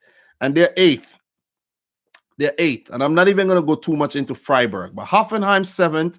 Still not doing too bad despite Nagelsmann leaving and despite a lot of transfer activity in the club. Bayer Leverkusen, 6th. Not doing too badly. Not doing too bad at all. Schalke, who are struggling. Schalke was struggling for the past couple seasons. They're 5th under David Wagner, the former Huddersfield. Huddersfield Town manager. They got relegated. Wagner got sacked before they got relegated. And currently 5th with Schalke. Tied on points with Dortmund. So Schalke could be back in the Champions League next season. Dortmund, 4th. Well, it doesn't look like Dortmund are going to win the Bundesliga again this season. Sancho could be leaving the club. Maybe Mario Götze, guys. The ugly fall of Mario Götze. World Cup hero. 2014. 6 years later, the man has just fallen from grace. And a lot of people are blaming Pep Guardiola for this. You know, Pep Guardiola brought him from Dortmund to Bayern Munich, I think. It was Pep Guardiola. Got him from Jurgen Klopp. And maybe that's why Jurgen Klopp is so pissed off and he's just doing big things with Liverpool now, you know. What he endured at Dortmund. He did win the league, got to the Champions League final, lost, and I think he has, gotten, unleashed the real Jurgen Klopp a few years later. Bayern Munich are currently third, guys, 4 points behind Leipzig. On Bayern Munich under Hans-Dieter Flick right now. They have Coutinho, Perisic over there. You have Muller, who could be out of the, leaving the club. You have they just keep stealing everybody from the other clubs. Latest person they stole is the goalkeeper Nubel from Schalke. Nubel was the captain and all, and oh man, poaching. They just poach from the other clubs. Hence the reason why they have been winning everything. But it's nice to see that they are third. But guys, do you think, question for you guys right now, question for you, do you think Bayern Munich are going to win the Bundesliga still, despite being 4 points behind Leipzig, 2 points behind Borussia Mönchengladbach? What do you think? Let me know in the chat right now. Let me know. Uganda Knuckles, Amine Harit Schalke. Okay, so Harit has been the man who has been helping Schalke. Thank you very much. Thank you very much. So I'll put my money on it. So 80 Booth, Damir L. What's up, Damir? Jiga Karun. All these guys are saying that they think Bayern Munich are going to win it. I don't know, guys. I don't know. All I know is Dortmund isn't going to win it. I want Leipzig or Gladbach to win it. Seriously. I want one of these teams to win it. I want Bayern Munich to get dethroned. I want Barcelona to get dethroned. I want Juventus to get dethroned. And a lot of you guys are going to be yelling right now that you guys want Man City to be dethroned. Because Liverpool are currently dethroning us right now. Gladbach second in the league under Marco Rose. Shout outs to Marcus Thuram, Lilian Thuram's son. And they're doing big things, man. They're doing big things over there. And they're currently second, poised to get a Champions League place next season. For next season. RB Leipzig under Julian Nagelsmann. It would be big if he wins the Bundesliga this season. That would be bigger. I like the players at Leipzig. Emil Forsberg, you know what I'm saying? And the Timo Werner. I like these players. Really, really like these players. So let's see how it works out for Leipzig. Let's see how it works out for them. They're currently top. And that's it for the leagues, guys. You go through the first 4 leagues in Europe. I would have liked to go to the other leagues, but I don't have the time. I really, really don't have the time. So 3 hours in, I think this is a nice time to end the stream. I did well today. I think I caught up on most things I wanted to catch up on. This stream was to basically consolidate for yesterday and today. And I think I did a pretty good job. I did okay. For 3 hours, guys, no food, just 1 cookie and 2.5 bottles of water, a couple pee breaks. Not bad at all. Not bad. I'll be back. I'll be back with a stream another time. And guys, you know why I did this live stream today? Because one of the videos got to 500 likes. Whenever a video gets to 500 likes, I'll be back with a live stream. Maybe I'll just put it that way so that you guys could start liking the videos. Why you watch it and you don't like it? That's why I think they should just get rid of the like button, period. Get rid of the like button. Get rid of it because people are not using it. You watch the video, one of your creators that you like to watch, and you're not liking the video. Like the videos. Next video to get 500 likes, I'll do a live stream. Maybe not. Maybe I'll come back tomorrow. Maybe I'll come back. Maybe because I like to live stream. I like to talk to you guys about everything I want to actually talk about. Some of you guys might say I like to talk, but that's a good thing. I like long videos too. So I like to sit down and watch my favorite YouTubers live stream for 4 hours. I'll watch the replay and watch the whole 4 hours. I don't care. I'm not one of those guys who want the short videos or who think a video is too long. The longer for me, the better for me. The longer, the better. The deeper, the better. You know, the wider, the better. The bigger, the better. You know what I'm saying? So I really don't mind going on for long, but it's just that my wife, she has to do her workout routine. I got some things I want to get done today as well, and I think I'm gonna get to that. Thank you to the people who dropped super chats today. We got 2 super chats, one from Josh Byrne, the other from Nipun Sharma. Really appreciate it. It helps big time with the channel and everything, and helps to keep things going, helps to keep the ball rolling. I bet if people stop watching the Premier League and people stop supporting, Premier League would end. It would end because there would be no way of paying officials, paying players. Everything would just end. So keep supporting. Support by watching the ads as well. When the ads pop up, don't skip them. Watch them. And you don't have to watch all the ads during the video. At least watch one ad session. It helps. Help your creators. And not only for me, do it for your favorite YouTubers. Okay? It helps them. That's why I don't really skip ads like that when I'm watching YouTube videos. But guys, I really appreciate it. For every Uganda Knuckles says he have one question. What is the question? Can you do a prediction for the World Cup qualifying groups in Africa? Question. Were they made as yet? Were they made? Because if they were made, I'll do it. I've been waiting. 80 Boot says I don't get ads. I don't know why. Maybe I don't know why you don't get ads. Maybe you have ad blocker. Maybe you watch the videos on your desktop and you have ad blocker, or maybe you have YouTube Premium. I don't know, but it's fine. Yes, Dominic. Okay. You're an amazing person. I really underrated football channel. Thank you very much. The pats have been made. Thank you very much. Thank you. And I'm not even making this up, guys. I was going to do a mock draw for that. Where's the book? I don't know if I have the other book, but I don't know. Yes, it's right here. I'm not even making this up, guys. Let me tell you. I actually wrote out the things to do a mock draw for the African World Cup packs. Look here. See? I'm not making this up. I'm not making this thing up. I made this thing maybe a few months ago, and I had it in my book. You see all the African countries written down here, all the African countries to do a mock draw. Look, all of them, every single one of them to do a mock draw, and I never did the mock draw. Damn.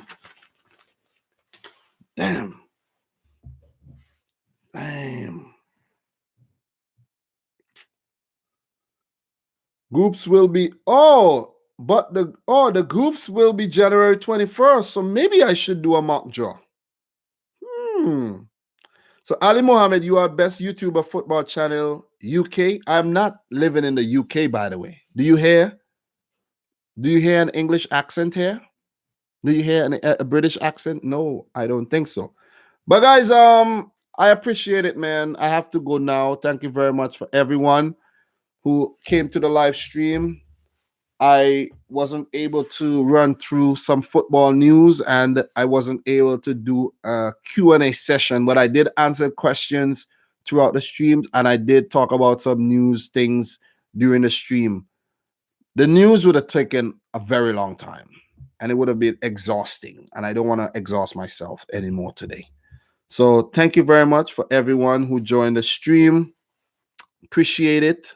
Benjamin Barrera says, wow, really long stream, bro. Awesome stuff. Yeah, long stream for people to go back and watch the replay.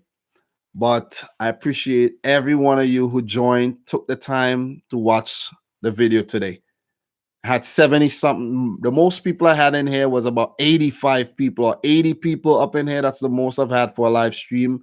But if I continue to do live streams, they would increase and increase and increase and increase. And it might happen pretty soon. In 2020, I want to do more live streams. So I appreciate it. And you guys will see me soon. I have videos to drop. Every single day I want to drop videos. Consistency is king. I want to keep dropping videos and improving every day. Okay? All right. So, guys, thank you very much. From Boy Dominic Rich. Don't forget to hit the thumbs up button. Leave a comment. And share the channel with a friend. Until next time, thanks for watching. Peace out. Rich Squad.